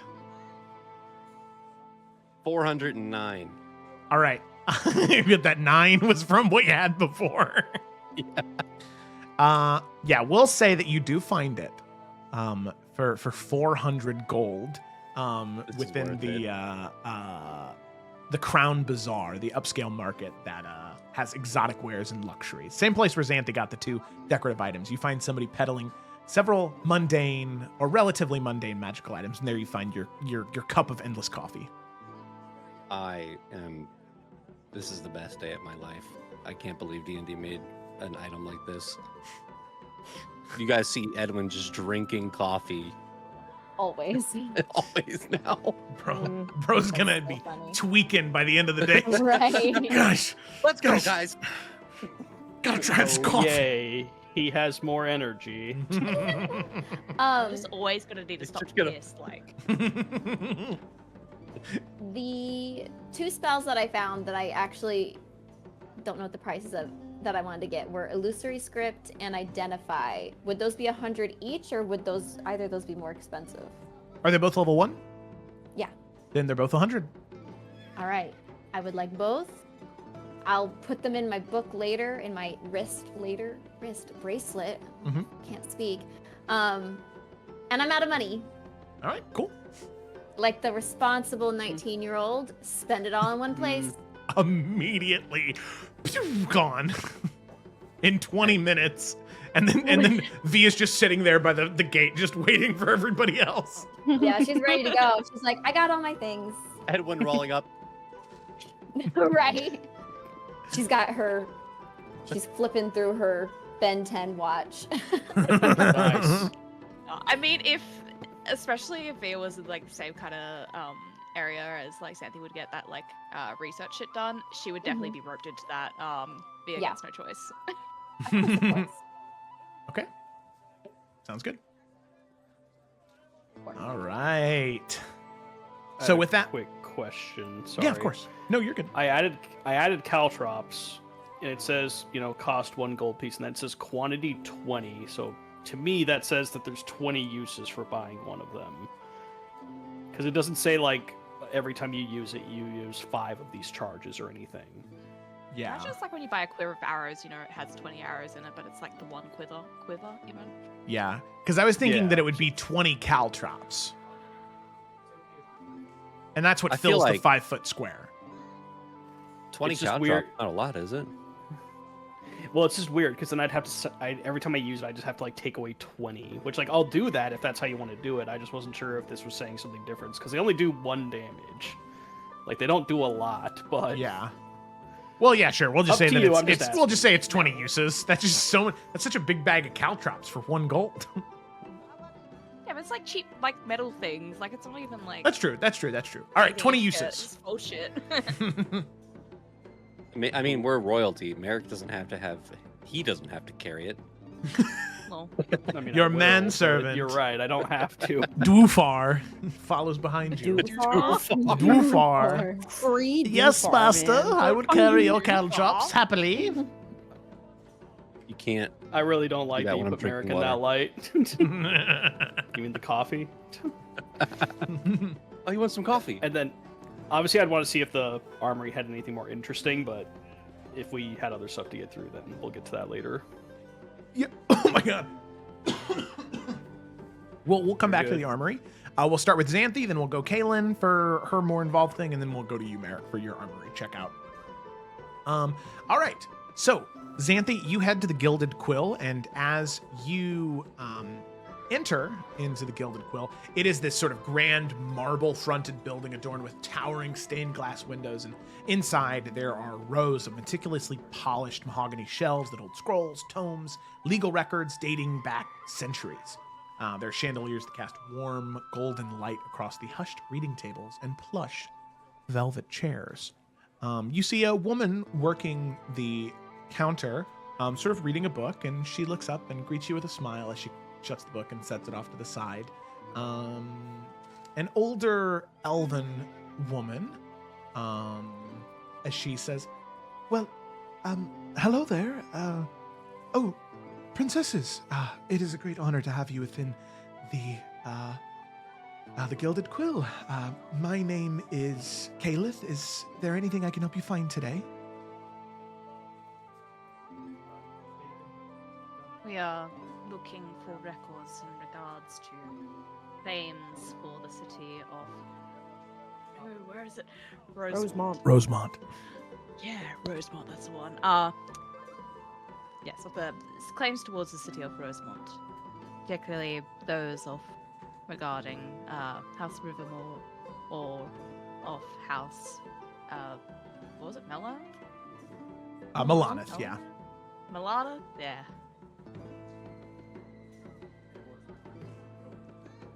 Of course. I'm assuming then you'd like the consultation from Master Tiberius then? His private records? Yes. That would be appreciated, thank you. Of course. Let me go get him. I'll be right back. All right. So she heads back into the back, and you hear, "Oh my! The princesses, you say? Very good." As moving out, you see a pompous is the best word I can conjure for this man. Tiberius Weatherton. A high elf, a very thin, lithe stature. You see he wears this very tightly fitted jacket, beautifully decorated, ornate, lavish vest, this ascot that sort of is coiffed very nicely to sort of come underneath his chin and fold back underneath his vest, wearing very high watered pants and these very, very, very fine embroidered boots. As he says, "Welcome to the Gilded Quill, my princesses. My name is Master Tiberius Weatherton, and it would be my greatest honor to escort you to my personal archive and help you discover whatever information you need related to House Rivermore and Milan. Please, follow me." Thank you. But of course. And he leads you back into the back, through a couple of closed and locked doors, eventually opening up into a larger archive, clean, meticulous, perfectly organized, as he begins to pull out various books related to the lands and holdings of House Melanith and House Rivermore. Now, there's no history check necessary from either one of you as you're paying the consultation fee for Master Tiberius here. He's doing it for you. He'll ask you if something seems relevant. You say yes or no. He moves on. What you find over the course of your hour is that the lords of the Lord of Rosemont was actually a house by the name of Serwyn. There was a keep that House Serwyn owned just south of an orchard that was near Rosemont, and they were the overseers of that city. However, House Serwyn was loyal to House Draven. And that keep has not been claimed by any noble house. So any record about who it might belong to or go to should they perish would be within Serwyn Keep, south of Rosemont. And I'll put that in the chat.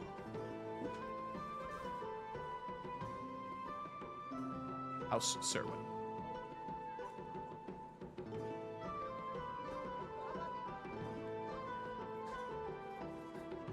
All right. So that's about all the information he can find. You pay him for the consultation, and he says, "Please, if you ever need anything else, do not hesitate to return to the Gilded Quill."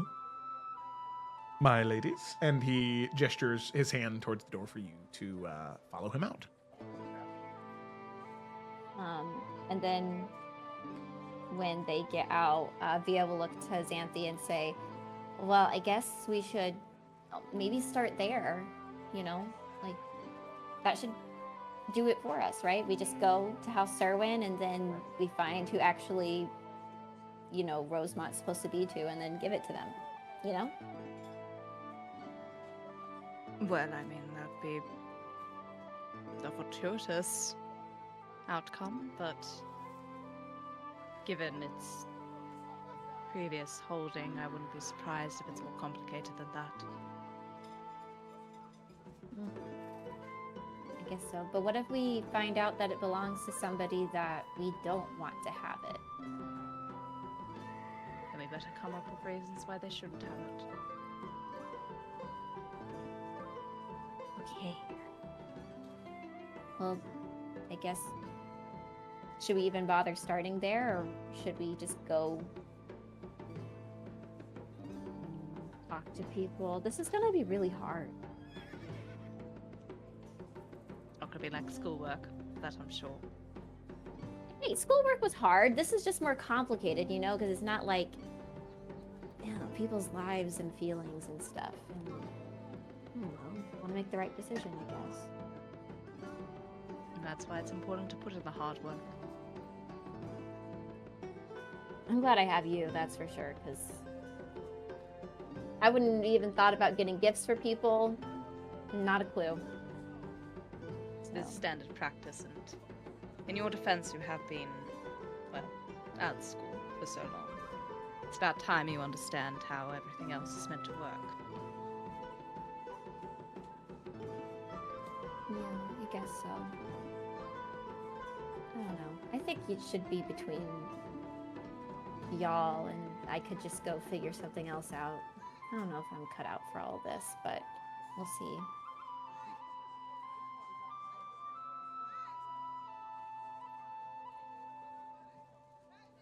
All right.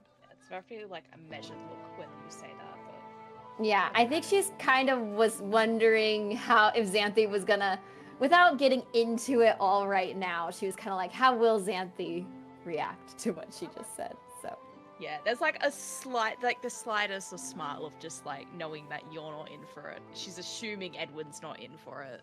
Kaylin doesn't deserve it. so she's like, I just gotta worry about Merrick. That's really it. funny. Makes my life easy. No. But yeah, I imagine that they're heading off to the game. Sounds good. Over there. So Can oh, sorry. I was just going to say, what were we going to say? I was going to move on to Kaylin and what she was going to do. No, yeah, everyone's gonna look for Merrick before we depart. But Okay. we come You back can to it. find him at the armory with when he goes shopping in there, so you'll be a part of that as the two of you are looking around in there.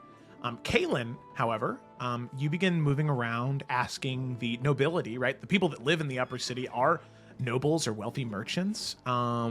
Is there anybody in particular you're looking for here, or are you just looking for nobles in general to strike up a conversation with? Is there like a popular tavern nearby, like that the nobles would frequent? Because people like to talk Oh, when they've yeah. had a few drinks. Yeah, it is the Swan Feather Lounge. Oh, fancy. Yeah, I think she'll take a stroll on by. And I guess she's just kind of looking for anybody, fellow bannermen of the same houses, And if this is like, if the skirmishes have led to people dying, I mean, there's surely got to be gossip about it. So she would just, This is the part that Kaylin is good at. Is like mingling amongst people. She hates people, but she's good at mingling amongst them. And just kind of like leaning into conversations, inserting herself into conversations, and if anybody has heard of the skirmish in the city of Rosemont and their thoughts and opinions on it. Just hearing what the people are saying. Okay, yeah. So I would say that as you go in there, for one, the Swan Feather Lounge you've been to before is looking for various pieces of information within the upper city. It is a very refined lounge, lords, ladies, wealthy merchants, where they congregate and speak. plush chairs, soft candlelight, and discreet servers offer very fine wine and pastries. Those are the two specialties of the Swan Feather Lounge. But most importantly, there is a large tapestry depicting a swan in flight, like a 12 by 12 foot tapestry behind the bar of just this beautiful regal swan. But you make your way in and you sit down at a table and you start to buy a couple of drinks as you find a couple of, not of Melanith or Rivermore, but a couple of vassals of House Brackenwood, which is a house very closely by. And if House Rivermore were to march to war with Melanith, House Brackenwood would be right there. They have always been very close-knit with Rivermore. So you sit down at the table with them and you start to buy them drinks. So go ahead and mark off 5 gold for drinks, and there won't be any persuasion checks, as House Brackenwood is known for their love of the sweet nectar of ale.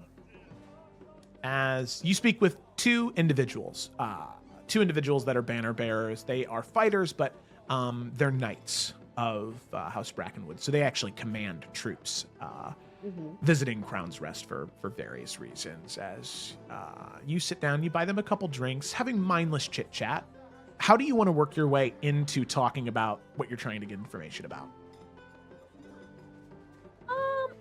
I feel like, depending on, like, the vibe of the conversation, I think Kaylin would really talk up, like, House Brackenwood and how in the past, like, their recent triumphs have really made a difference in small little not wars, but, like, skirmishes between other places, and how, like, they're just so important to the kingdom and so important to King Talon, and just trying to really butter them up, I guess.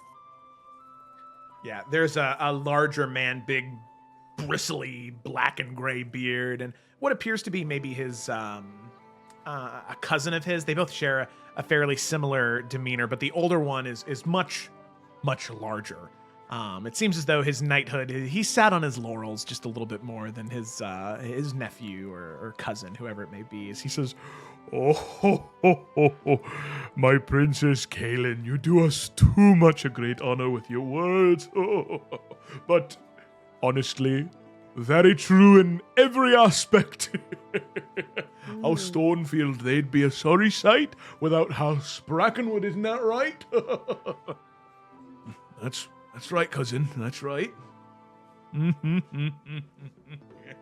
Please, I'll tell you. Lady Kaylin, if you will. Oh, many apologies, Lady Kaylin. I meant no offense at all. None taken. But, I mean, truly, gentlemen, if one person were to be in control of the entire land down there, I mean, surely it would have to, go to House Rivermore? Oh,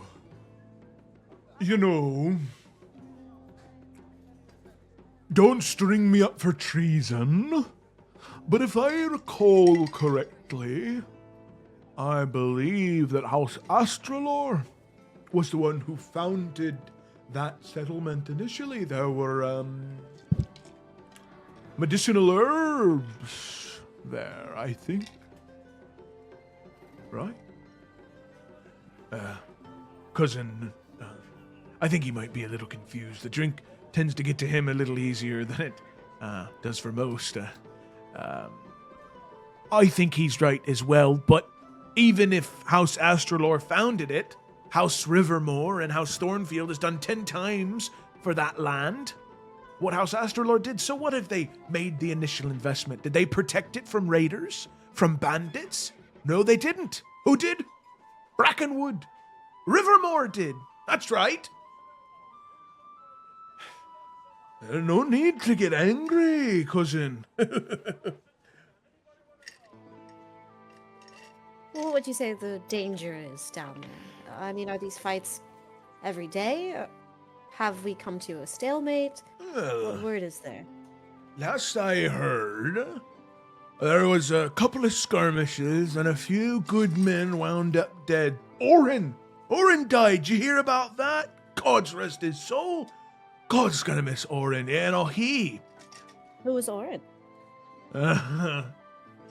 Oren was a, oh, my lady, you'd make me blush. Please, please, please, don't make me say. He was a good man. No, come on, do tell. No, he... Why not speak of his triumphs here? Oh, triumphs on the battlefield, not so much. What I did know was... Well, he was quite amorous, I will say, that's all I'll say. Okay. That's Kayla. All right, and I'm sorry, but I think you need to be a little bit more clear.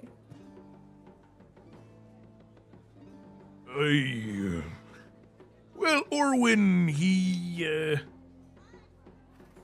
was a lover, not a fighter. I don't know how else to say it. He was one of Rivermore's lads, and he cared a great deal about those lands. That's what I'm saying. Rivermore protected Rosemont. Mostly. There is a rundown keep there that I never so much stock and protecting. Nothing of value there anyway. Who owns that key? Oh, nobody. Been abandoned for, what, 90 years now? 100 almost? Nobody's lived there since the King in Crimson. Reign of the King in Crimson. I don't think he would ever grace us with his presence down in the south. He preferred to stay locked up in his tower, torturing rats and wenches or something or other. I see. Oh, excuse me, my lady. I'm trying my best to mind me manners. Well, if that's all, gentlemen, I think I'll leave you to your drink. Thank you very much for your information. I think I will take a look into the settlement that is down there. An old ruin might hold many secrets. Hey, that's a very good point. Heard many stories about grave robbers and pilfers, dungeon divers, and the like. Many stories told about them, so maybe you'll be in some stories, my lady Kaylin. I'm sure. She'll just pat him on the shoulder. Oh, you do me too much kindness. I think she's got what she needed from here. As you get up to leave, Kaylin, the other individual, he does get up as well. And he kind of follows you out. He says, if you don't mind, my lady Kaylin, I did have something else I wanted to add. All right, go ahead. I understand I'm a banner bearer of House Brackenwood, and I support House Rivermore in their claims, but Rosemont is known for its tinctures, the materials that are used to create potions that most of the kingdom uses, especially during war times, if it were ever to come to that. I'm a proud servant of House Brackenwood, and I love House Thornfield, and I'd do anything for my Lord Paramount and whatever they command of me, but House Astralore, they know how to brew those potions. We know how to grow them, but they know how to make them. If that's of any consolation, I just can't let my cousin hear me say that, or else, well, chew me ear off. No, I appreciate the information. It almost seems as though an alliance would be more useful than all this fighting. I mean, one family grows it, and the other family uses it for potions and the like. It's a shame we can't all just get along. Right? Well, if you figure out how, I've got a mongoose and a chicken that need to be roommates. Stranger things have happened. I suppose so. Well, pardon the interruption. My lady, I'll let you return to your business. Thank you. I appreciate the information. Aye, of course. He nods and he steps back to the table as his cousin goes, what were you yapping about with that poor young lady? You're yapping her ear off, weren't ya? Come on, have a drink. Come on. As he continues to yap his ear off about whatever. Thank you for the information, Joseph. Okay, no problem. Just making a couple notes here.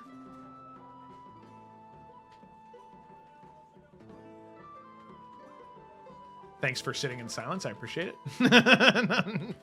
Yes. That's what we do, baby. Okay, got it.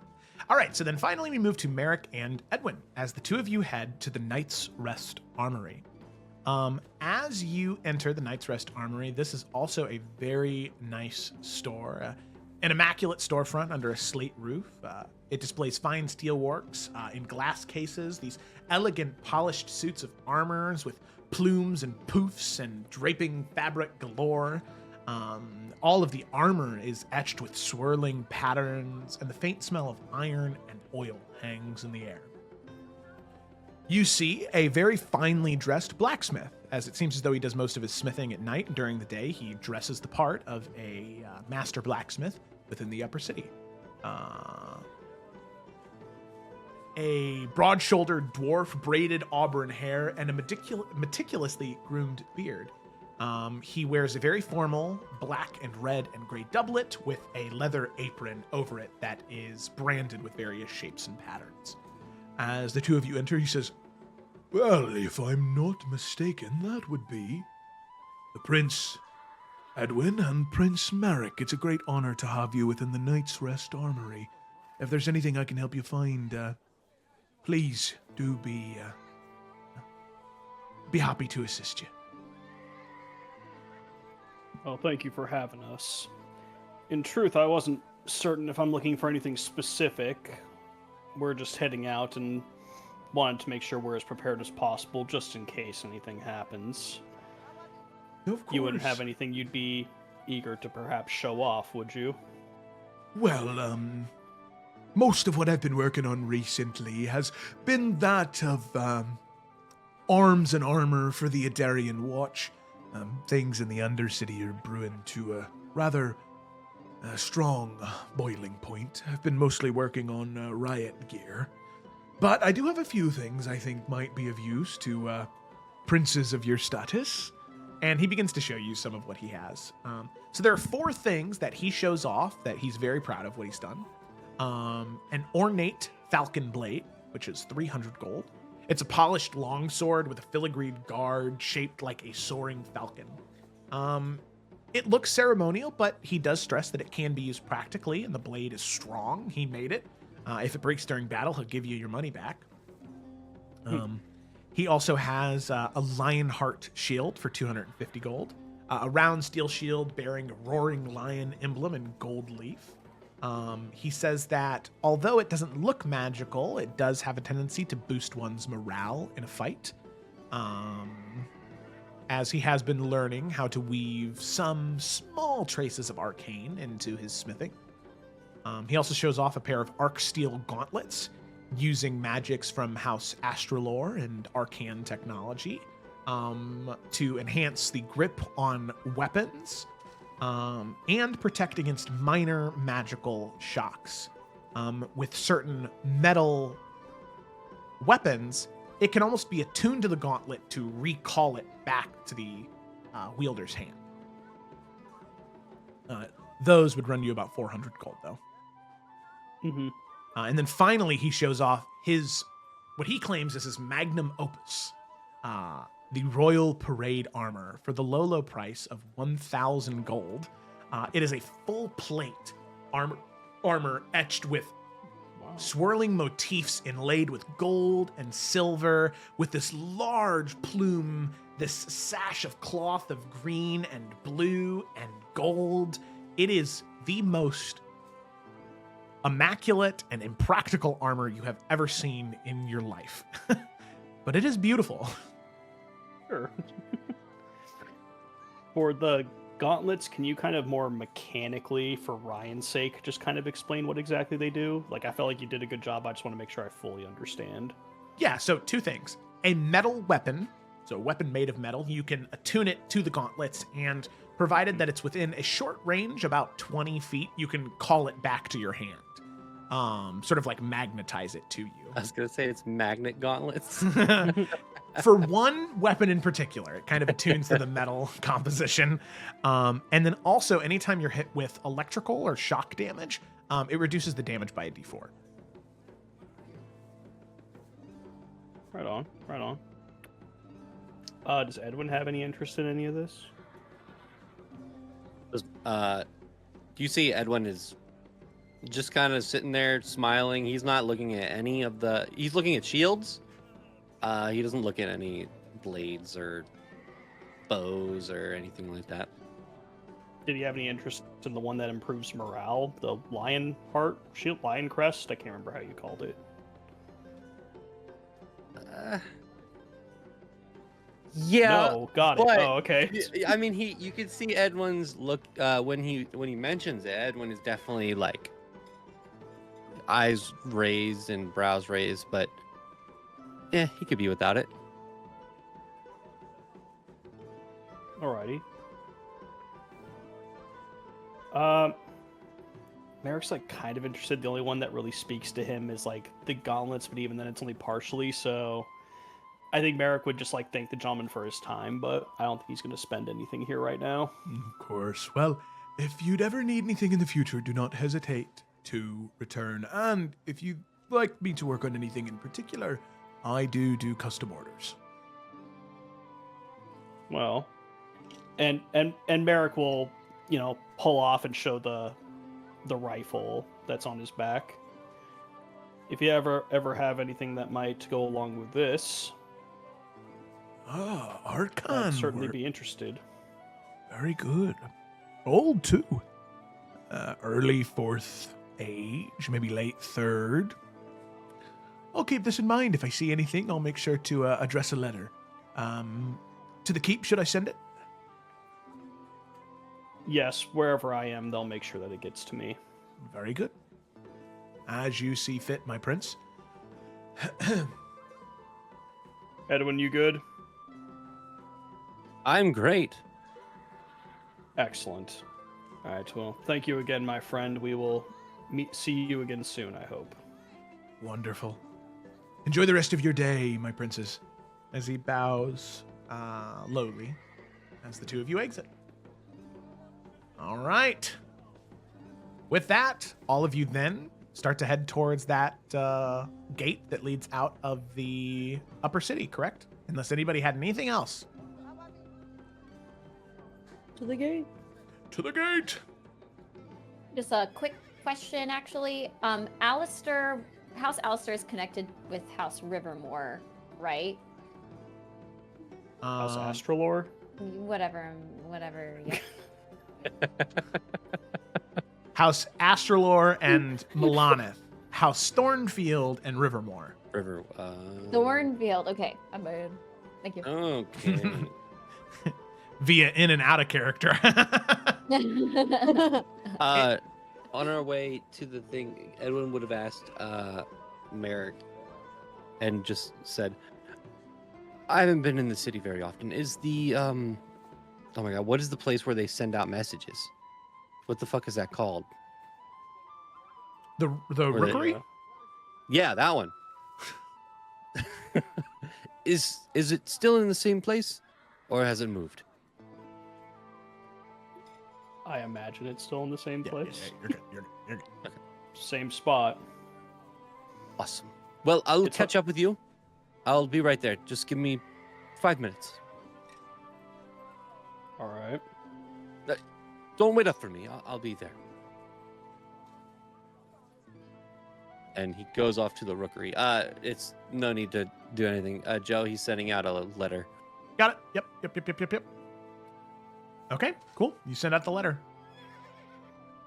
If you send me the contents of that letter, you will receive one in return. Yep. Okay, sounds good. Okie dokie. So, all of Suspicious. the four of you sit near the gate, and Edwin, you see him kind of like like dad jogging, towards the towards the gate there.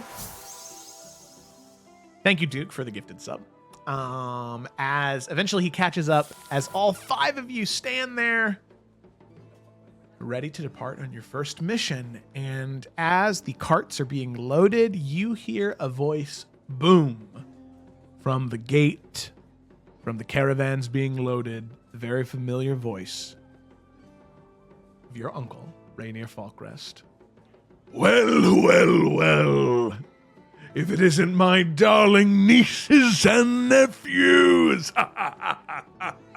Hello! I cannot tell you how excited I am to be out there in the wilds with all of you.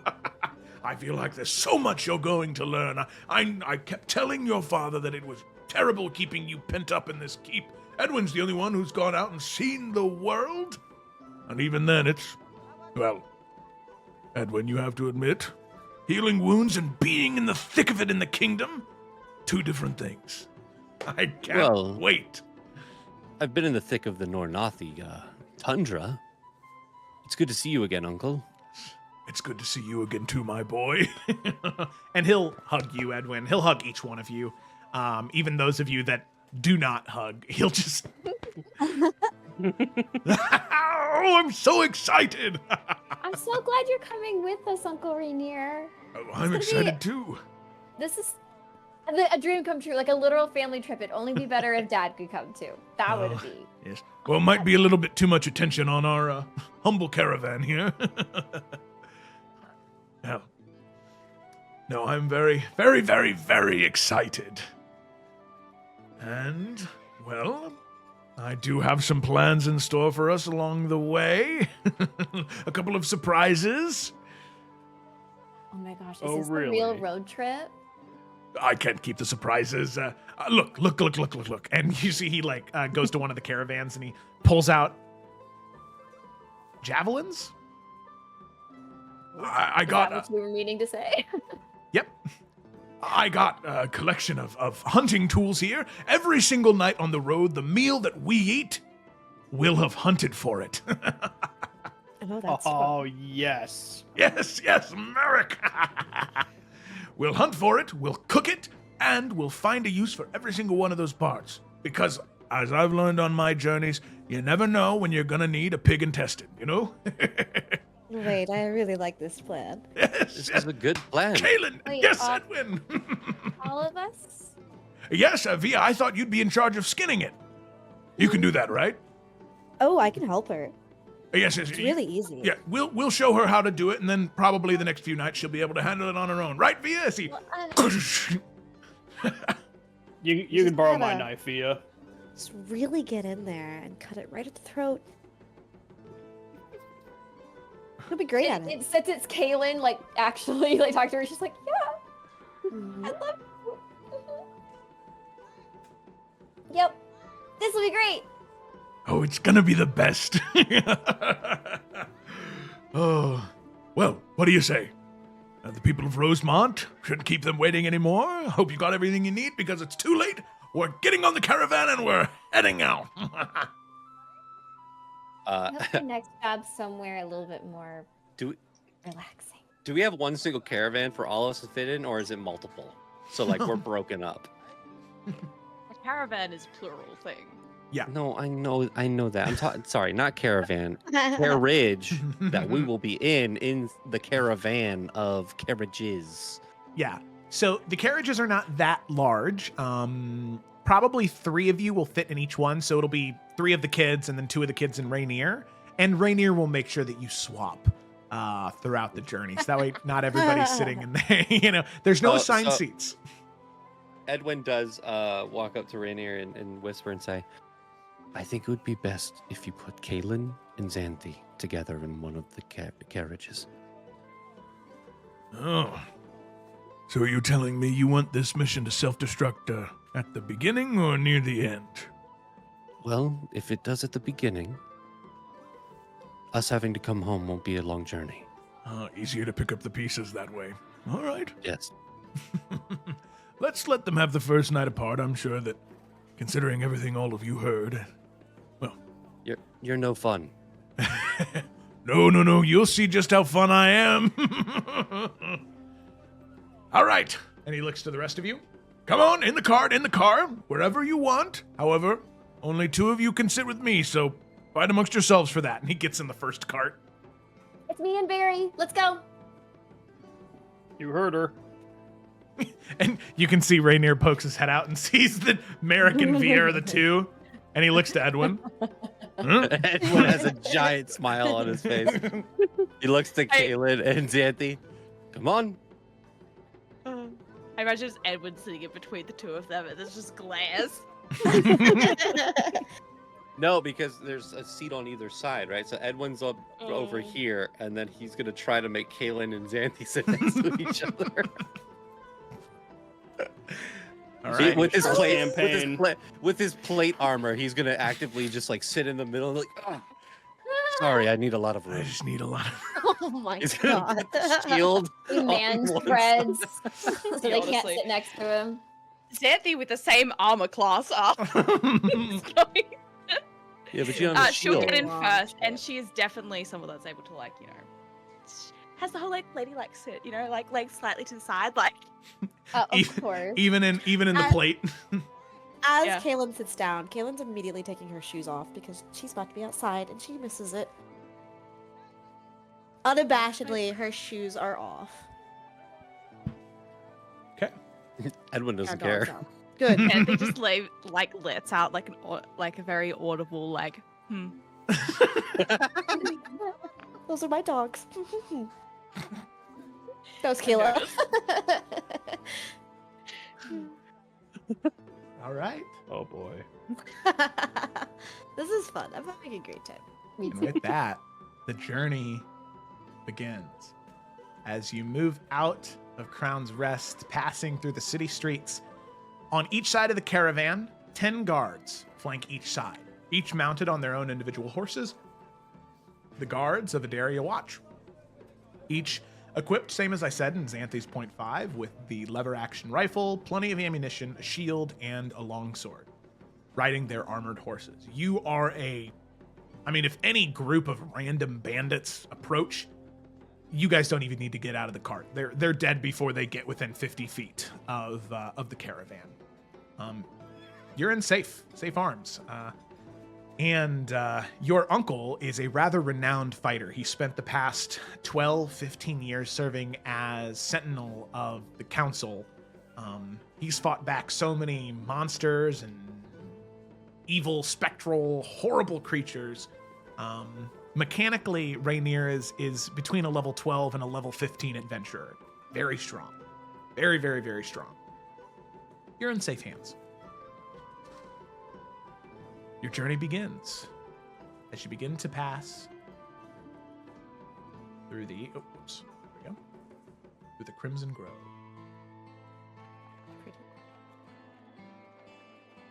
The cart creaks back and forth and back and forth.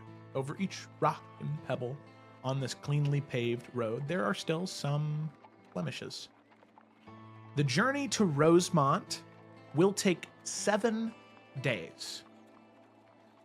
It's a long journey there. Each night, you go hunting. Each night, you prepare your own food. And each day, there are opportunities to speak with each other as a group to discuss things. My question is to all of you, is there anything important or out of the ordinary over the course of those 7 days that all of you would discuss, whether early on, towards the end, right before you get to Rosemont? It's safe to assume that there might be some idle, small chit-chat within the caravans themselves, but I'm more so thinking about things that related to what's been going on, what's happening, or even late night at dinner chats you might be having with the rest of the group. So does anybody have anything specific or notable they wanted to do in the time being? Xanthi will have a little chat she'd want to have with Rainier at some point. Okay. Probably in like the first night, or if not the second, but yeah. Okay. And Merrick would want to talk to Via and Edwin when eventually Xanthi and Kaylin are in the carriage with Rainier and the other three are in the carriage on their own. He'd want Okay. to talk to the two of them. Caitlin would make sure that, we're supposed to do this as a team, so she would inform everybody about the information that she gathered.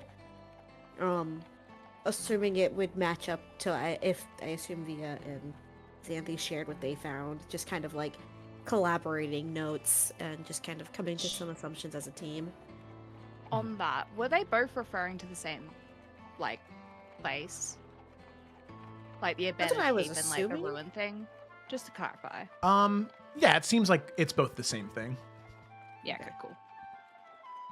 I think the only because Vio also would like to talk to Rainier, but that does not need to happen like initially. Like that can be doesn't have to be this session. But if we can squeeze in, Vio would like to do a small check-in with Kaylin as well. Yeah. Since Kaylin's been helping her skin rabbits and things. Not rabbits. No. I think Vio would be a big no on rabbits. Yeah, these are like warthogs. Yeah, that's still hard. So maybe over a skinning session, they can have a little chit chat. Okay, sounds good. All right. And if anybody has anything else come up, we can do it as it gets there. But on the first night, everybody is taken care of. The hunt was successful. You found a very supple warthog on the reaches of the Crimson Grove outside of the city. As it's a fairly large forest that surrounds the walls of Crown's Rest. And as the Kaylin and Xanthi as Kaylin and Via are getting to the skinning of that warthog, the retching sounds can be heard all across camp. Let me go ahead and oh shoot, let me exit out of that. As you are camping at night, here. Yeah, like Really I said. is glamping. It is, yeah. I mean, it is 26 people that are, guards and wealthy, the princes and princesses, and like one of the most renowned warriors in the realm, all hanging out together. The fact that they have to put this up and take this down I every was night is just crazy. thinking that. Yep. We don't know. It's not our so what does job. it matter? Yeah, Hey, it's yo. not- Yeah. Yeah. Isn't it so nice being the princes I'm and so princesses? happy. Important. It's just sitting there like tapping our feet like, oh my god, hurry up you guys, you gotta go. Oh, Lord. So Edwin and Merrick are sharing a cup of mulled wine by the campfire, preparing, whatever ingredients need to be cooked in the stew. Xanthi, you find a moment with Rainier as he's sort of sitting near the edge of the camp, looking out, being watchful. He was very excited that all of you were here, but Rainier, to most people, has a very calm, reserved, confident personality. As he slowly sips on a cup of wine, he hears you approach, and without even turning around, he recognizes that it's your footfalls. Well, Xanthi, is there something you wish to talk about? There is. I expect that there's always a degree of honesty between us. Surely, Uncle. Of course.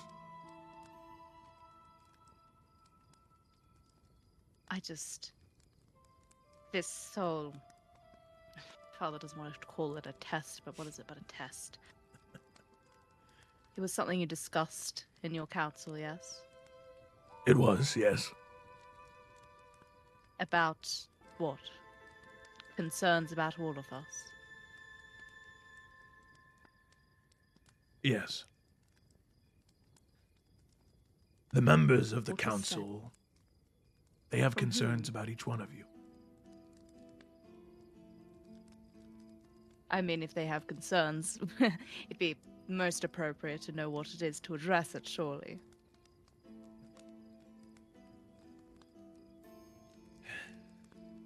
It is important to understand, I do agree with you there, but...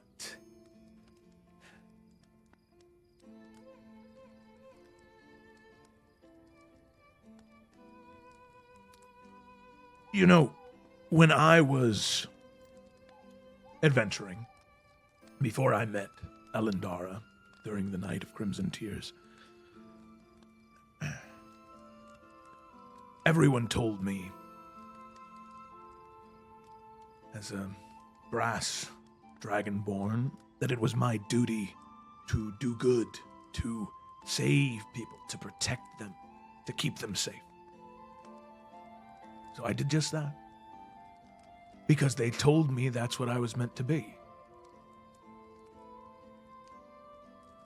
I met someone along my journeys, a red dragonborn. The world told him he was evil, that he was a scourge, that he would betray people and kill them, make himself feel stronger. We started fighting initially, but eventually our swords fell to the side and we talked.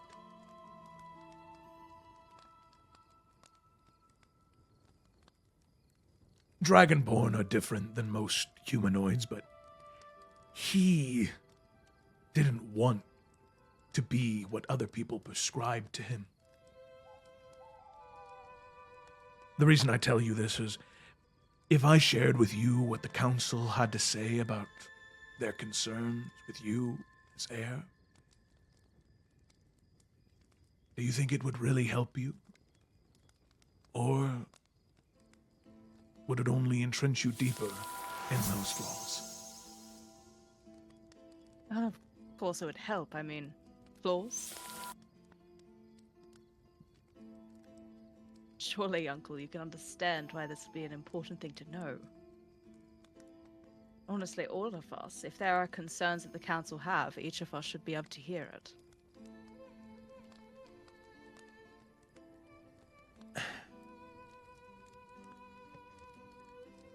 Xanthi, know that I understand you.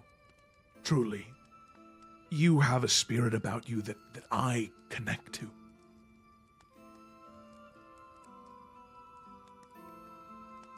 But your father is my king, and we swore not to speak of it unless he gave us permission to. I want to tell you, but I have to trust your father, even if I may disagree with him.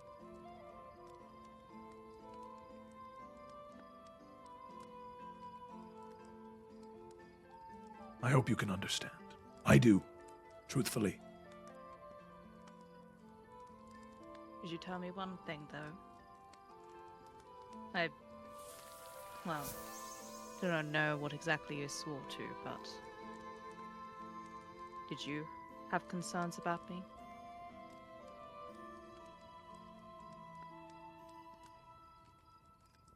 Would it make you feel better if I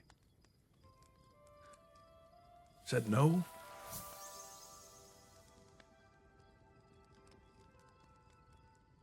I'd rather just know than assume.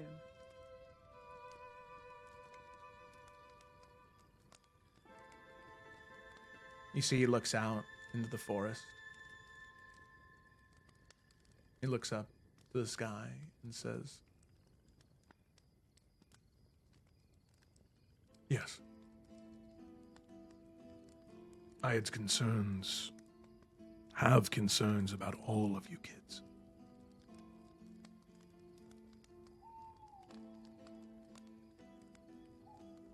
I see.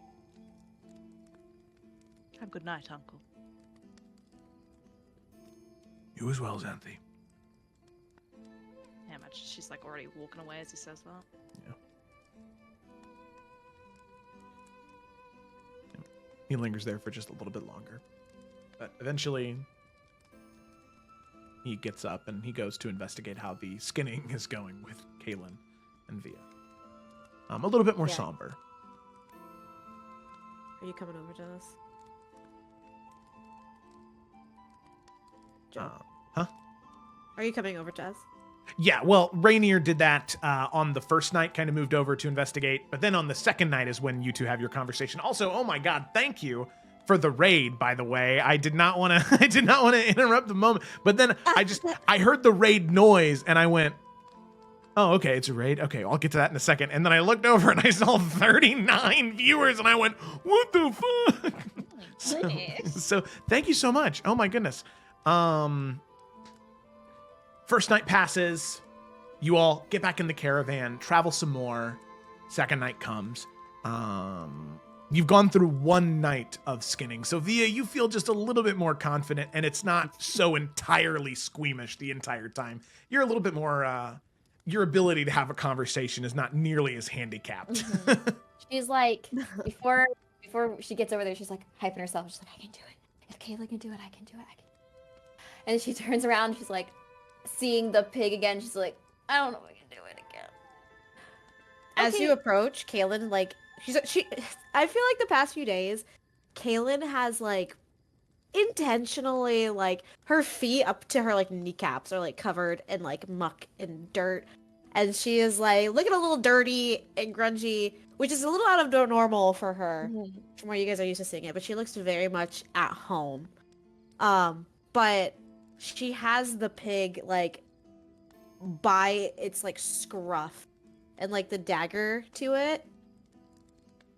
And she's like, oh, good timing. Are you ready? Yeah, totally. I'm ready. You said it starts at the neck? Yes, we want to put the poor creature out of its misery first before we go digging around in its entrails. Mm-hmm. Would you like to do the honors tonight? No, you did such a good job last night. Right. And Kaylin will kill our poor little piggy. But before she does, she's actually going to give him a little kiss on the top of his head. And she's going to whisper something to it. And, like, if Via's listening very closely, she'll say something. It'll be something along the lines of, like, thanking the great serpent. And then giving him a little kiss on the top of his head. And then... And... just like that, he goes to sleep. And we get to eat! Mm-hmm. Yeah. Uh-huh. And she's gonna, like, try her best to, like, follow Kaylin's instructions from the night before. She's pretty decent at, I mean, studiously going about it, even if she doesn't, like, enjoy it.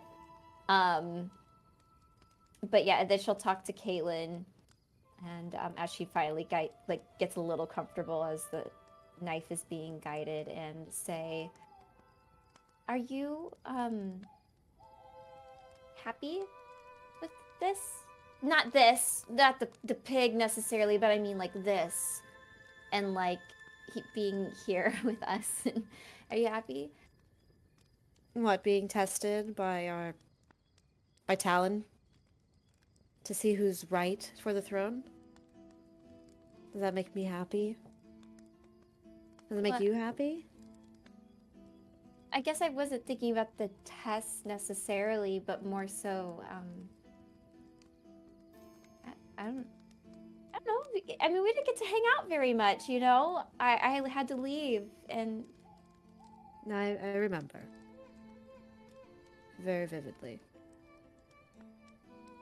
Yeah, so I just wanted to... But I guess, so you're not happy then with the situation, it kind of seems like? It's complicated, right? You know, we all go off and we do our things and we're all very good at the things that we do. How often is it that we really come together? Right? Unless it's someone's name day, or someone's died, or there's some type of emergency. 9 times out of 10, we're off in our own little worlds, doing our own little things. And now, we are forced to be together, and we all couldn't be more different.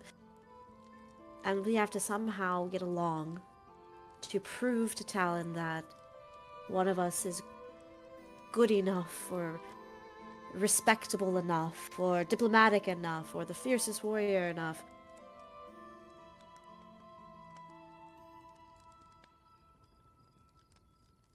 I am happy to be outside. I am happy to be in the trees. I am happy to be amongst the people, to be solving problems and doing something that feels real. And then a little task that Talon gave us to keep us busy so we don't kill each other.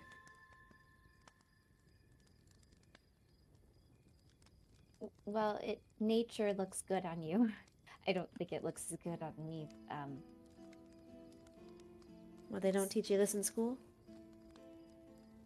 No, nothing anywhere near this. No. Well, what have they been teaching you? Well, a lot, you know, I mean, I did a whole, You can see actually that question kind of like got her really flustered thinking about school again. And she'll like half answer the question and just say, yeah, so, you know, divination, all that was pretty cool, but like it's kind of gotten a little bit more difficult lately. So, and she actually like looks up at the moon and then looks back down at the peg, and she'll say, "So you don't want to be queen then? Is that kind of like if you're better outside? Do you, you know, like?" Do you want to be queen, Via? No, I don't know what I want. I don't know what I'm doing. Why don't you show me something you learned at school?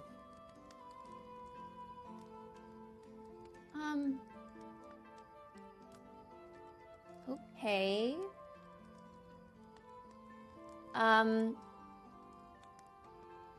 Okay. Yeah, it's just been a second. She'll like step back from the pig a little bit. And she will, let's see, what can I do? I haven't had to do anything yet. And I will say, when Kaylin asks this, she's like, this is probably the most genuine part of the conversation, that she seems genuinely interested. Yeah. Via will, that sounds like a bad idea. Nah, do it. We love bad ideas. Okay. Via will, with the blood still on her hands from the pig, and she'll actually like hesitate before she does it, just because it's Kaylin and she wants to impress her. She's like kind of you can see her like try and get in the zone, but she will hover her hand over her bracelet as it glows, and she'll select one that flashes a green kind of color, and to a little bush she'll cast Ray of Sickness on it, and it'll wilt and shrivel up. Or she'll try. It'll be a little, it's not as strong, it's only a first level spell, and she's very nervous right now, so maybe some of the leaves will start to fall off as it starts to wilt away. So, that, you know, mostly for like defense. And my friend Isadora, she's a necromancer, so, you know, she said I should, you know, learn some stuff like that. But Poppy's also evocation, so, you know, they tell me I should always, you know, have something ready for stuff like that, so, you know. And you use that little device there, pointing to your wrist. Yeah, I do. So you can kind of, you know, manage all your spells that you learn, and it kind of just helps keep everything organized. So, not everybody uses this, but, because obviously, you know, you can cast stuff. I haven't seen you do everything, but like, you don't need anything like this, so this is whatever. It's nothing. She looks at you and she smiles and she says, well, this is how I cast magic.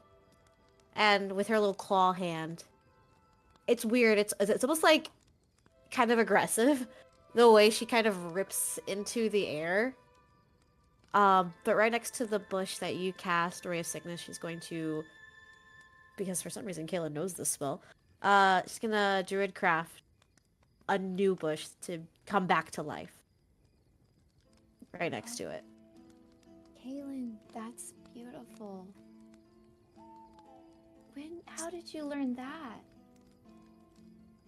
Well, where I'm from, magic isn't from books. We just do it. We pull from the earth, the ground, the dirt, blood, the air, everything around you. I think sometimes we get a little too caught up with chapters and the correct way to do things. Sometimes you just have to do it to figure it out if it's right or wrong. Like your bush. If you would have just... And she kind of like takes your hand and does like a little formation with your hand to have you recast it. And it just dies a little bit more aggressively this time.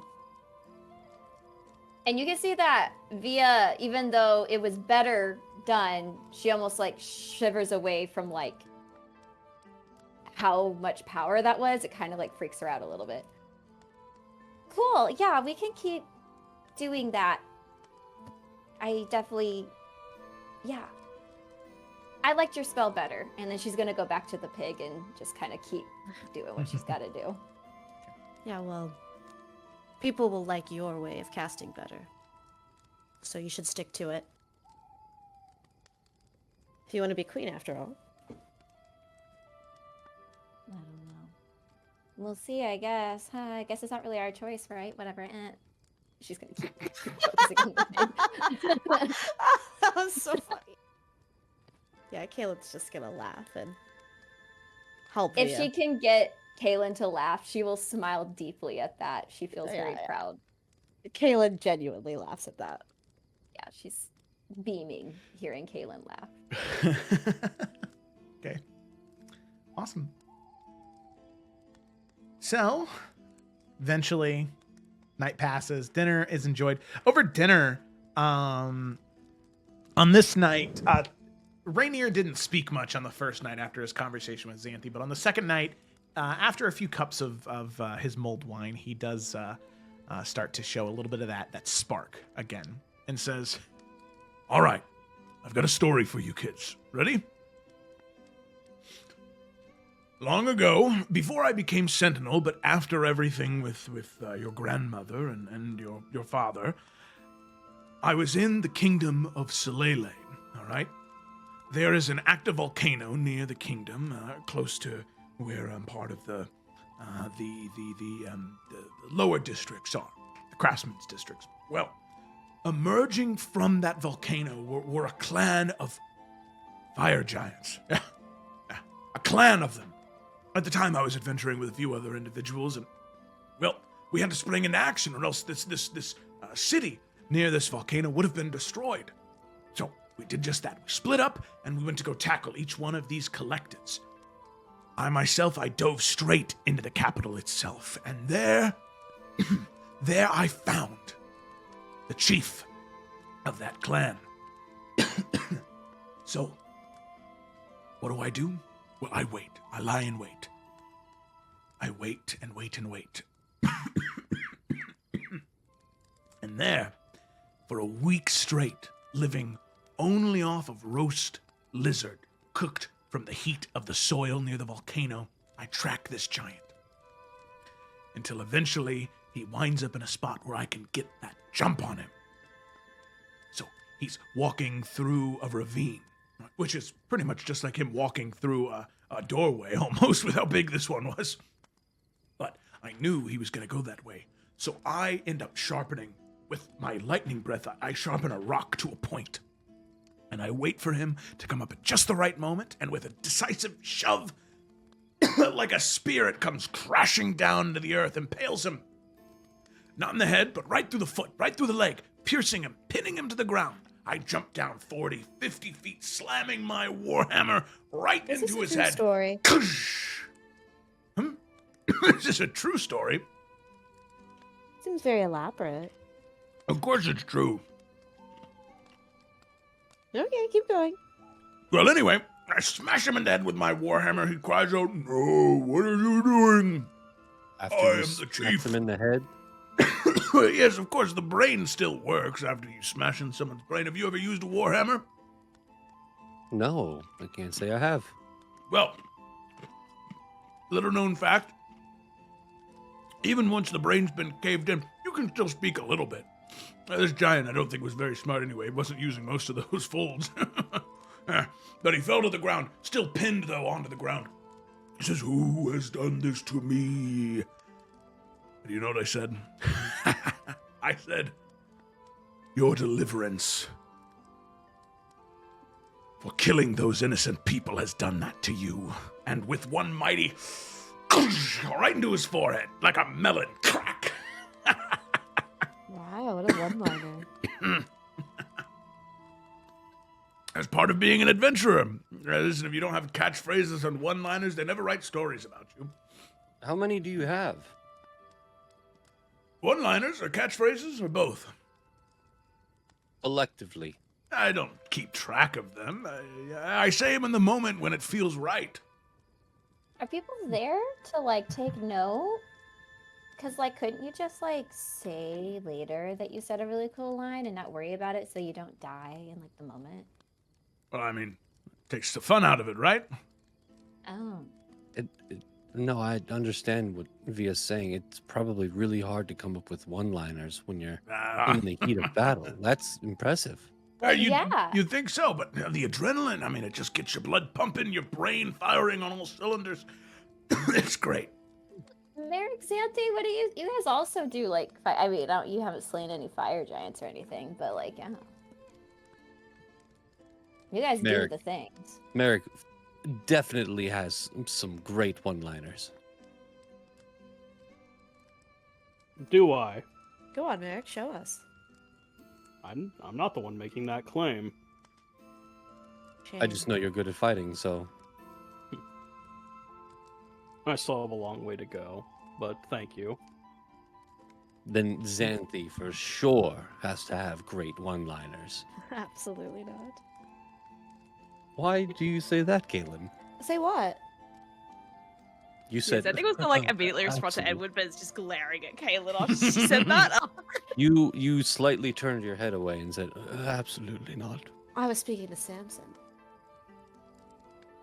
Oh. Well, I do believe that the main takeaway from our uncle's wonderful story is that, well, it doesn't matter exactly what exactly was said or not said at the moment of killing. The story that we have now, and none of us here are able to challenge it, are they?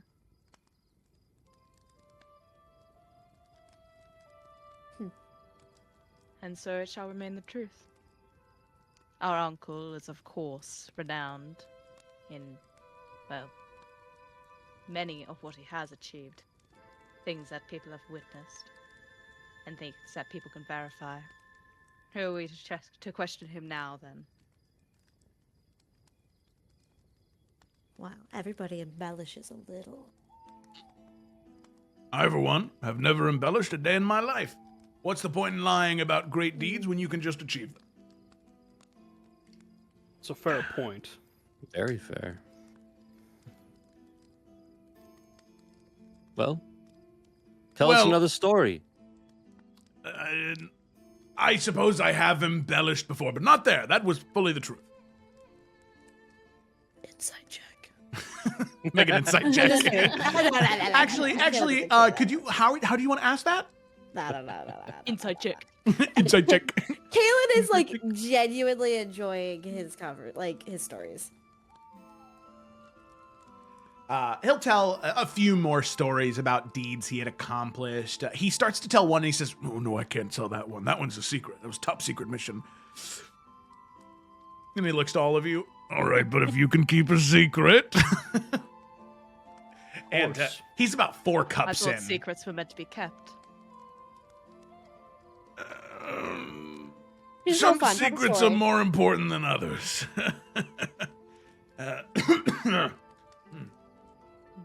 I would love This to next story. Story, Uncle. I have a strict schedule I need to stick to. It was Edwin about the has Starwind Channel, and I gets up. I'll tell you, I was on a ship. Uncle, I think it's Walked time away. you sleep. You're on a ship made of crystals. But it is And time for it bed, is time to and I will bed. tell the story in the morning. Oh, actually, yeah, I gotta go do a few things before bed. And she's gonna pick up fiddle and woo, waddle away, waddle, waddle. Where did he go? Did they not want to hear the story? As he... He's a bit of a lightweight. His 4 cups and he's Clearly. Yeah.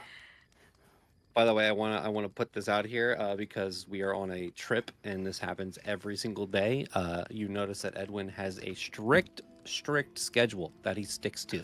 He wakes up, he bathes, he brushes his teeth, he polishes his armor, he reads bits of his scripture, he prays, he works out, he eats breakfast, He goes over his events and Oh my duties of the day. God, what time does he wake up? 3 a.m. He fasts. Christ. He does not eat lunch. He fasts. He then eats dinner. He brushes his teeth. He bathes and goes to sleep. He's only skipping lunch even a fast at that point. Like, Yeah. He's doing Spent all intermittent day fasting. He's doing- trying to Intermittent, shed a few pounds.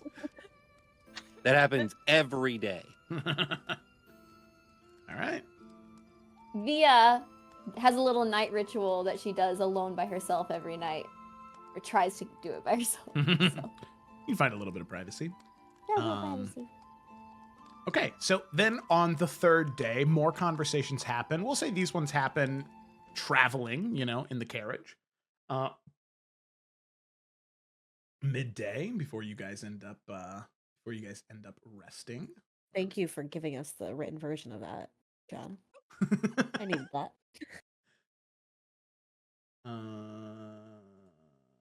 Here we go. John, didn't you say that Edwin wanted to talk to Merrick? Did I miss that? It was the other way around. Oh, Merrick wanted to talk to Edwin And Via. and Via. So yeah, Together. you guys, the three of you in the cart, riding along midday, traveling throughout the Crown Lands. Not yet to the lowlands yet. I think Merrick's just kind of like looking out the window for a little bit, trying to think about what to say. Are you two as worried about this whole thing as I am? Yeah, I'm terrified. I think you'll have to be more specific. I think I picked up exactly what you were saying. I'm terrified. I haven't been around. What are you terrified of, Wisp? No. I'm really excited to do everything with you guys, but I don't know what I'm doing. You guys are way more experienced than I am, and I don't know, I'm worried about screwing something up, so I'll just kind of follow your guys' lead,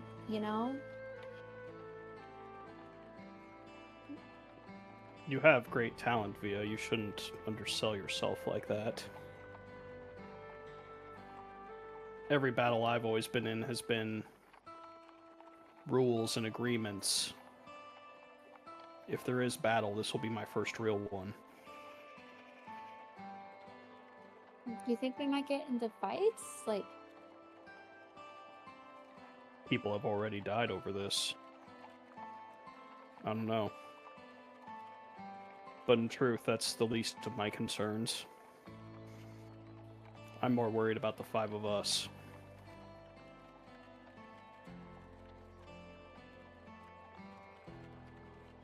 why the Perhaps five it's- of us?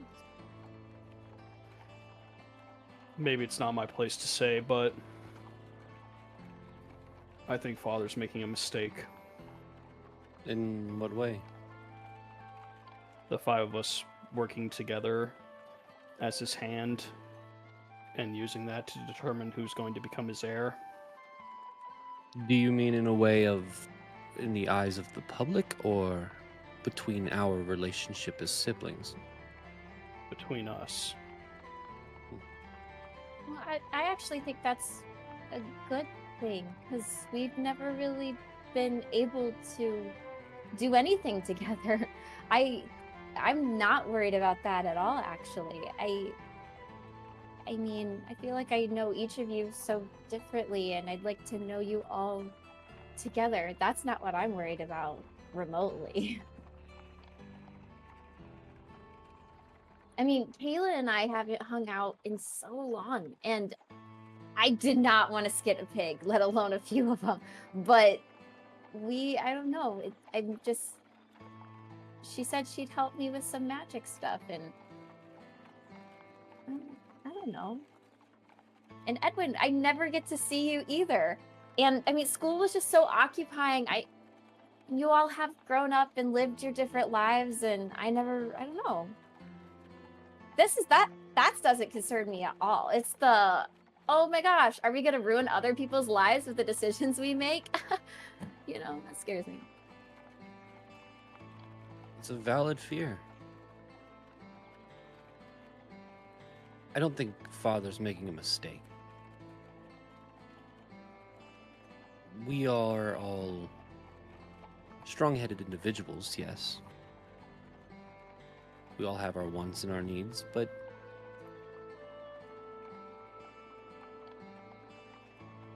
I think it's necessary.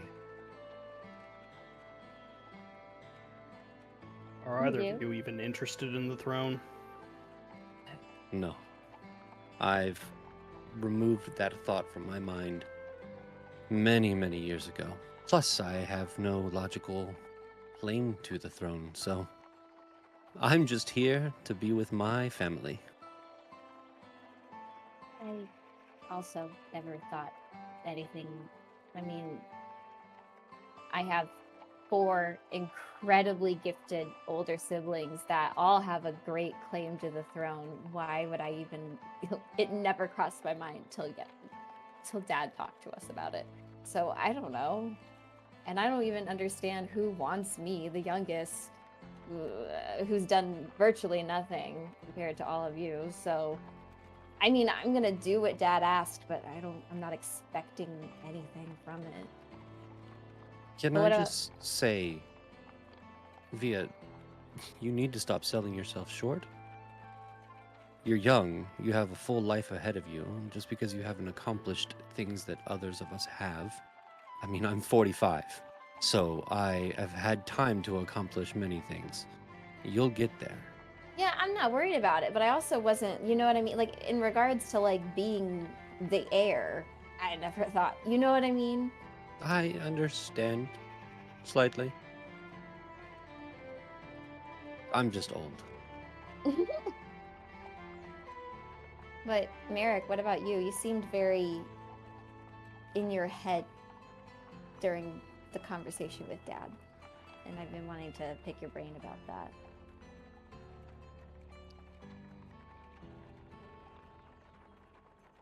For some of us, our relationships are rather strained. I'm concerned that Father's idea was to put us together in order to get past that. But I'm worried it's going to do more harm than good. Tell me. Let's say we do 10 of these, and at the end of it all, Kaelin or I are named heir. What do you think that's going to do to Xanthi?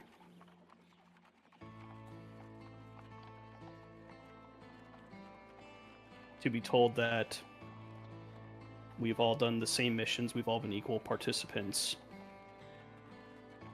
and it's not her. I think that would crush her. I No, think but she would be extremely upset. I mean, what is the likelihood of that even happening? If she wants it the most, don't you think? I mean, I don't know how much Kaelin wants it, but do you want to be king, Merrick? Yes. I do. For the record, I think you would be a wonderful king. Thanks. I think so too. I just didn't realize you wanted it. I know I don't think about these things clearly, so I didn't realize you wanted it as much as she does. Because then couldn't we ask the same thing of you? If Xanthi became queen, how would you feel? Now you're seeing why I'm bringing this up. Because I don't know.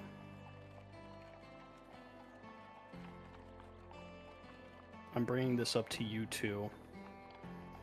Because if you truly are disinterested in the throne, then I need you to make sure that the 3 of us are staying on track. That when you report back to Dad, you don't just say nice things about your siblings because you love us. You have to tell them the truth. When we succeed and when we fail.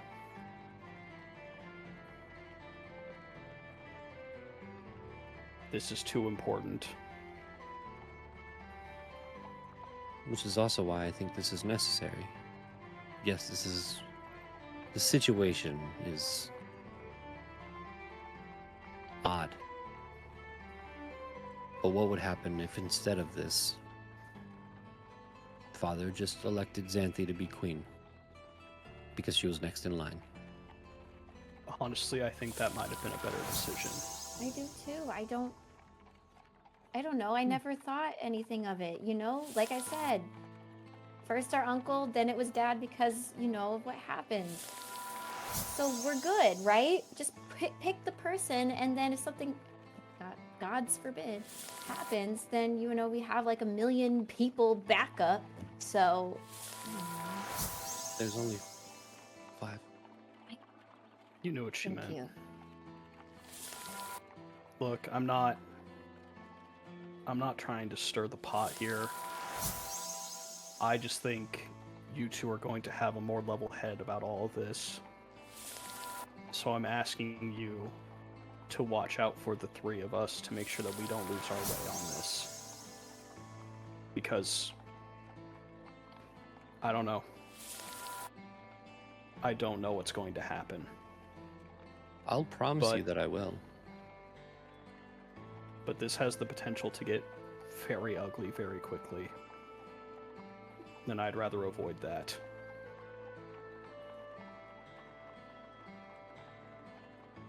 But I'm also think not going to you're back out.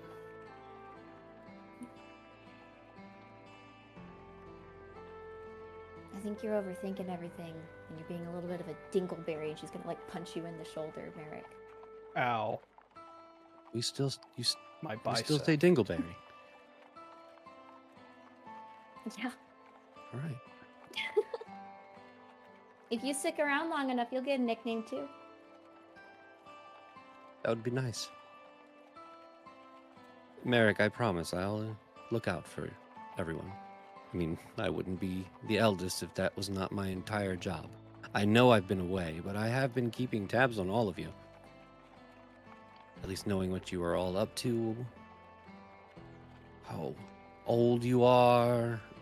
Sometimes I do ask for as much information as possible that can be sent over. I'll make sure. Just remind yourself, too. You are level-headed, and you are already aware of all of this.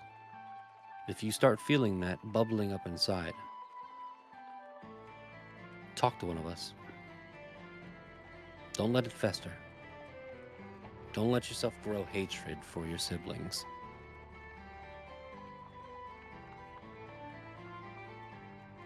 I'll keep that in mind. All right, Dingleberry. No, Via gets to say that, you don't. So I have to come up with a nickname for you. And then it has to be Via- approved. Correct. There's an approval? Not Yes. really. I mean, that happened when we were kids. Yes, there has to be an approval. And what's the turnaround? 8 weeks roughly. Seems a little long. I'm a busy man. Okay, Mr. Busy Man who wants to be king, chill the fuck out right now. Language. I'm 19. You're still almost a child. Teenager. Child that might be She's queen. You. She has a point. Let's just refrain from cursing at each other. That's not gonna happen. Meanwhile, in the other cart. They're literally You bitch! Children, please. I'm just kidding. You're right. We got nothing to worry about. It's really the utmost of respect in that little girl. It's that or it's Oh. dead silent. No in Yeah. between. But dead It can't be silent. disrespected. There's just no yapping, you know. It's just Yeah, raining. right. It's just going off. Just Rainier and Xanthi's armor creaking every once in a while. I'd die. Excuse I me. would just cease to exist. All right. The travel continues. Camp is held once again on the 4th night, the 5th night, as eventually you inch closer and closer and closer to the city of Rosemont. Final call for any last things anybody needs to do before the final night of travel. If I can talk to Rainier, I will. Yeah, But- sure. So we'll say on the 5th night, after dinner has been eaten, after you've collected all your things, and getting ready for bed, you're able to catch Rainier. Especially getting ready for bed. She's gonna be holding like Fiddle really close as she goes over. Can I ask you about something that I ran into when I was at school? Of course. What's on your mind? So it's a little controversial.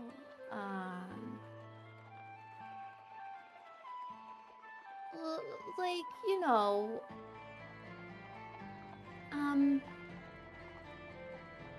so how much do you know about, like, the history with dragons and what all went down? And, like, why it's so bad? Of course. In brief, before the kingdom of Adaria was formed, for almost 1,000 years, this land that we live on was ruled by 3 dragon tyrants. There was a green dragon, a black dragon, and a red dragon. The red one was the tyrant. He was the king of the rest. Zazarus, Xantarix, and Nidarion were the 3. They enslaved the people of these lands, forcing them to pay homage, to do their bidding, to fight their wars, to expand their territory. Eventually, a man named Eddard Warrendell and his family, as well as the rest of the nobility within Adaria, they banded together and they killed those dragons.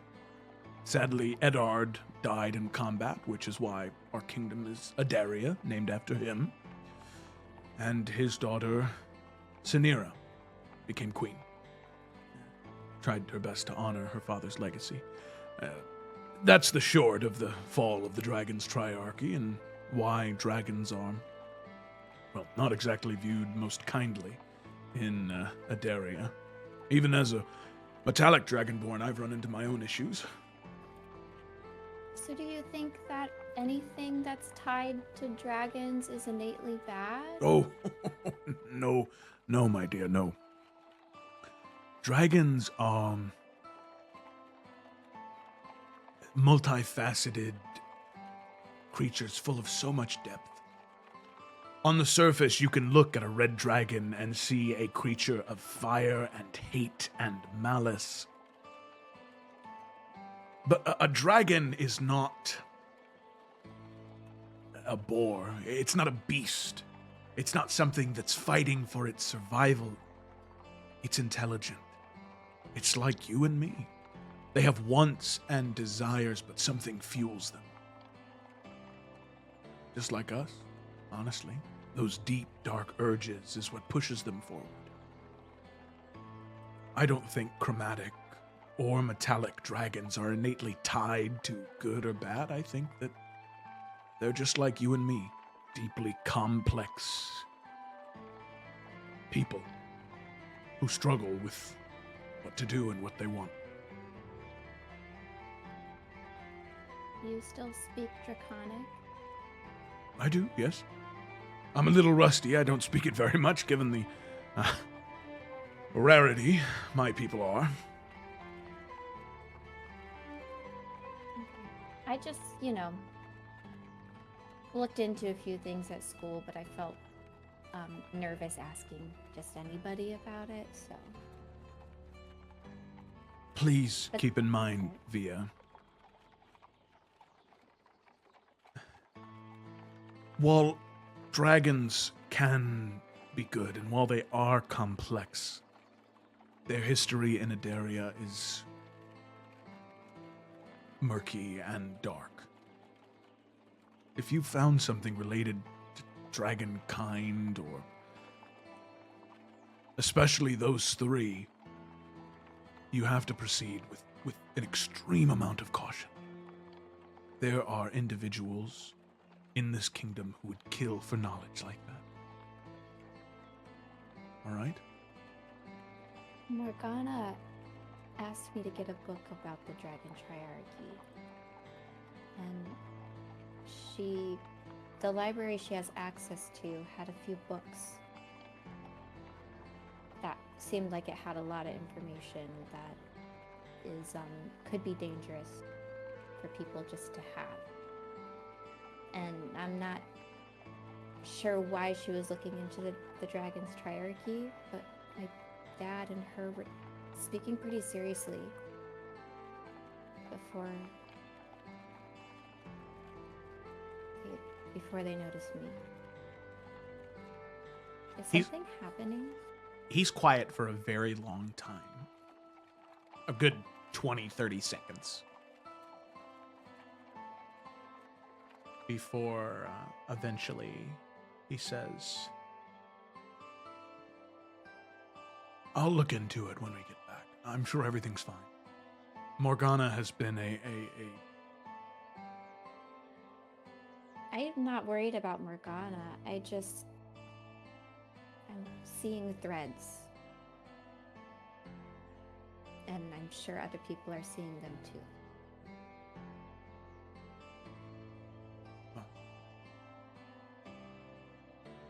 I can promise you that I'll do everything in my power to learn whatever's going on and make sure that nothing bad happens to you, your siblings, your father.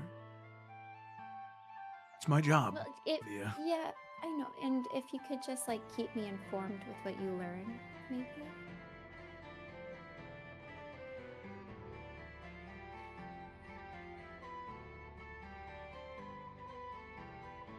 Is he viewing her differently through this conversation?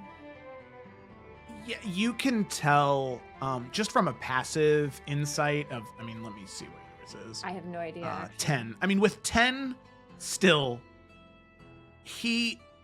this is the part of him that the council sees, right? This is the hero Rainier Falkrest, who has done a great number of deeds for Adaria that the people see him as. Very reserved, very careful about what he says, because he's seen a lot of, I don't mean terrible as in bad, but like inspiring terror, terrible things over his adventures and his service to Adaria. And he is speaking differently to you because you're not his niece in this moment. You are somebody asking about dangerous things. And it's not like he assumes that you might do anything with that information, but his thing is keeping that stuff close to the chest. And so that seems to be what he's doing. Okay.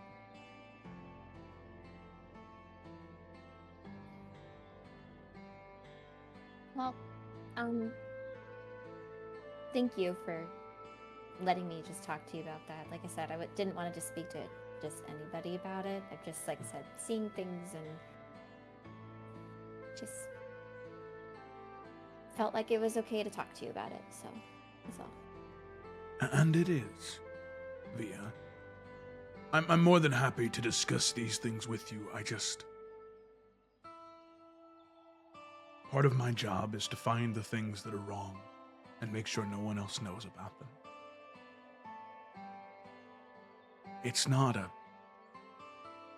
I'm not keeping secrets. Even though that may be what it feels like, I'm solving No. problems so you don't have to worry about them, all right? No, it's okay. Like I said, I just felt like I could come to you about this, so that's all. All right. Have a good night, Via. You too. You hear him sigh and sparks of lightning kind of curl around his face.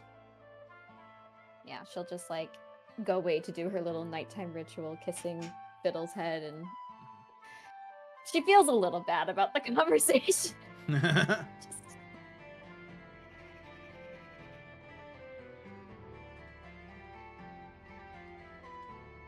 Okay. All right. So we continue on. The journey goes. I think there was one more thing. Oh, it's just super fast. Okay. Yeah. No, Not sure. a big thing. I would just say, like, on a night where it seems like we're getting closer, at camp, Kaylin would just kind of like find a spot to herself, and she's like holding on to Samson, and just talking softly, but like out into the woods. She would just say, "I know you're out there. I can feel that you're out there. And if there's any time, now would be it. Remember who you are. There's much in a name, but there's more in a presence." And I think that's what she meant. I think this is what she meant. I'm meant to be here. But I don't think I can do this alone.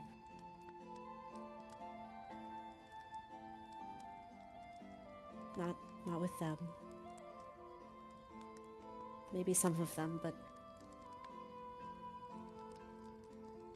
just to know that you're there would mean everything. I should just gotta squeeze Samson a little bit. You hear Samson make. I had to look this up to make sure I was getting the type of noise that ferrets make. It's called dooting.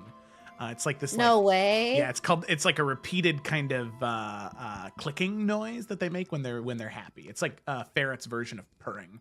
Duking. Wait, duty? No, duking. Sorry, Dooking. Beautiful. Like a soft clucking noise. Yeah. Cute. That's it.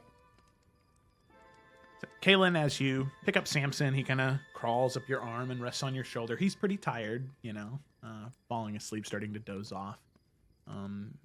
As you begin to walk away, you hear a twig snap behind you. And as you turn around quickly, you see what looked to be this huge stag. Sort of paused for a moment, looking at you, and then immediately darts away as you make eye contact.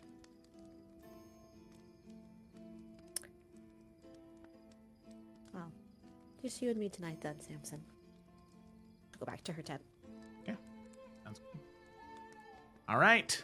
With that, day by day, comes closer and closer and closer until eventually you get to the 6th and final night.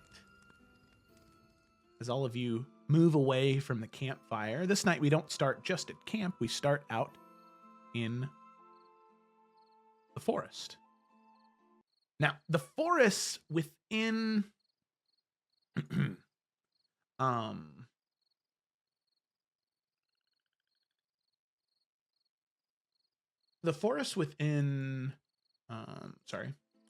within the lowlands are rather ancient forests.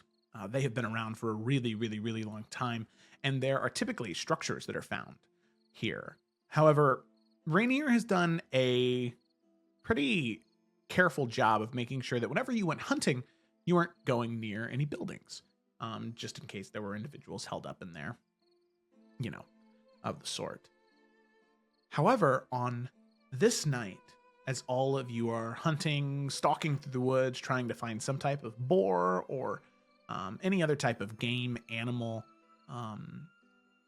sneaking through the woods, you see a structure in the distance, maybe 20, 30 feet away from all of you. And Rainier, he sort of looks over. Oh, everyone stop.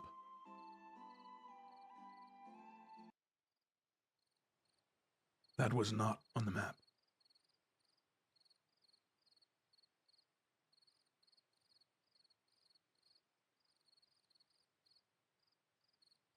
You all stay here. I'll be right back. And make sure there's no one in there. All right? Should you go alone? I'll be fine. You all stay here. All right? Okay. And you see he kind of sets the javelin down, and he unhooks a warhammer from his side, always keeping it on him, his weapon. And you can see it begins to kind of spark and glow with these embers of lightning sparking off of it as he begins to slowly stalk. And for a man wearing heavier plate armor, I mean, he is silent, slowly moving towards the ruin.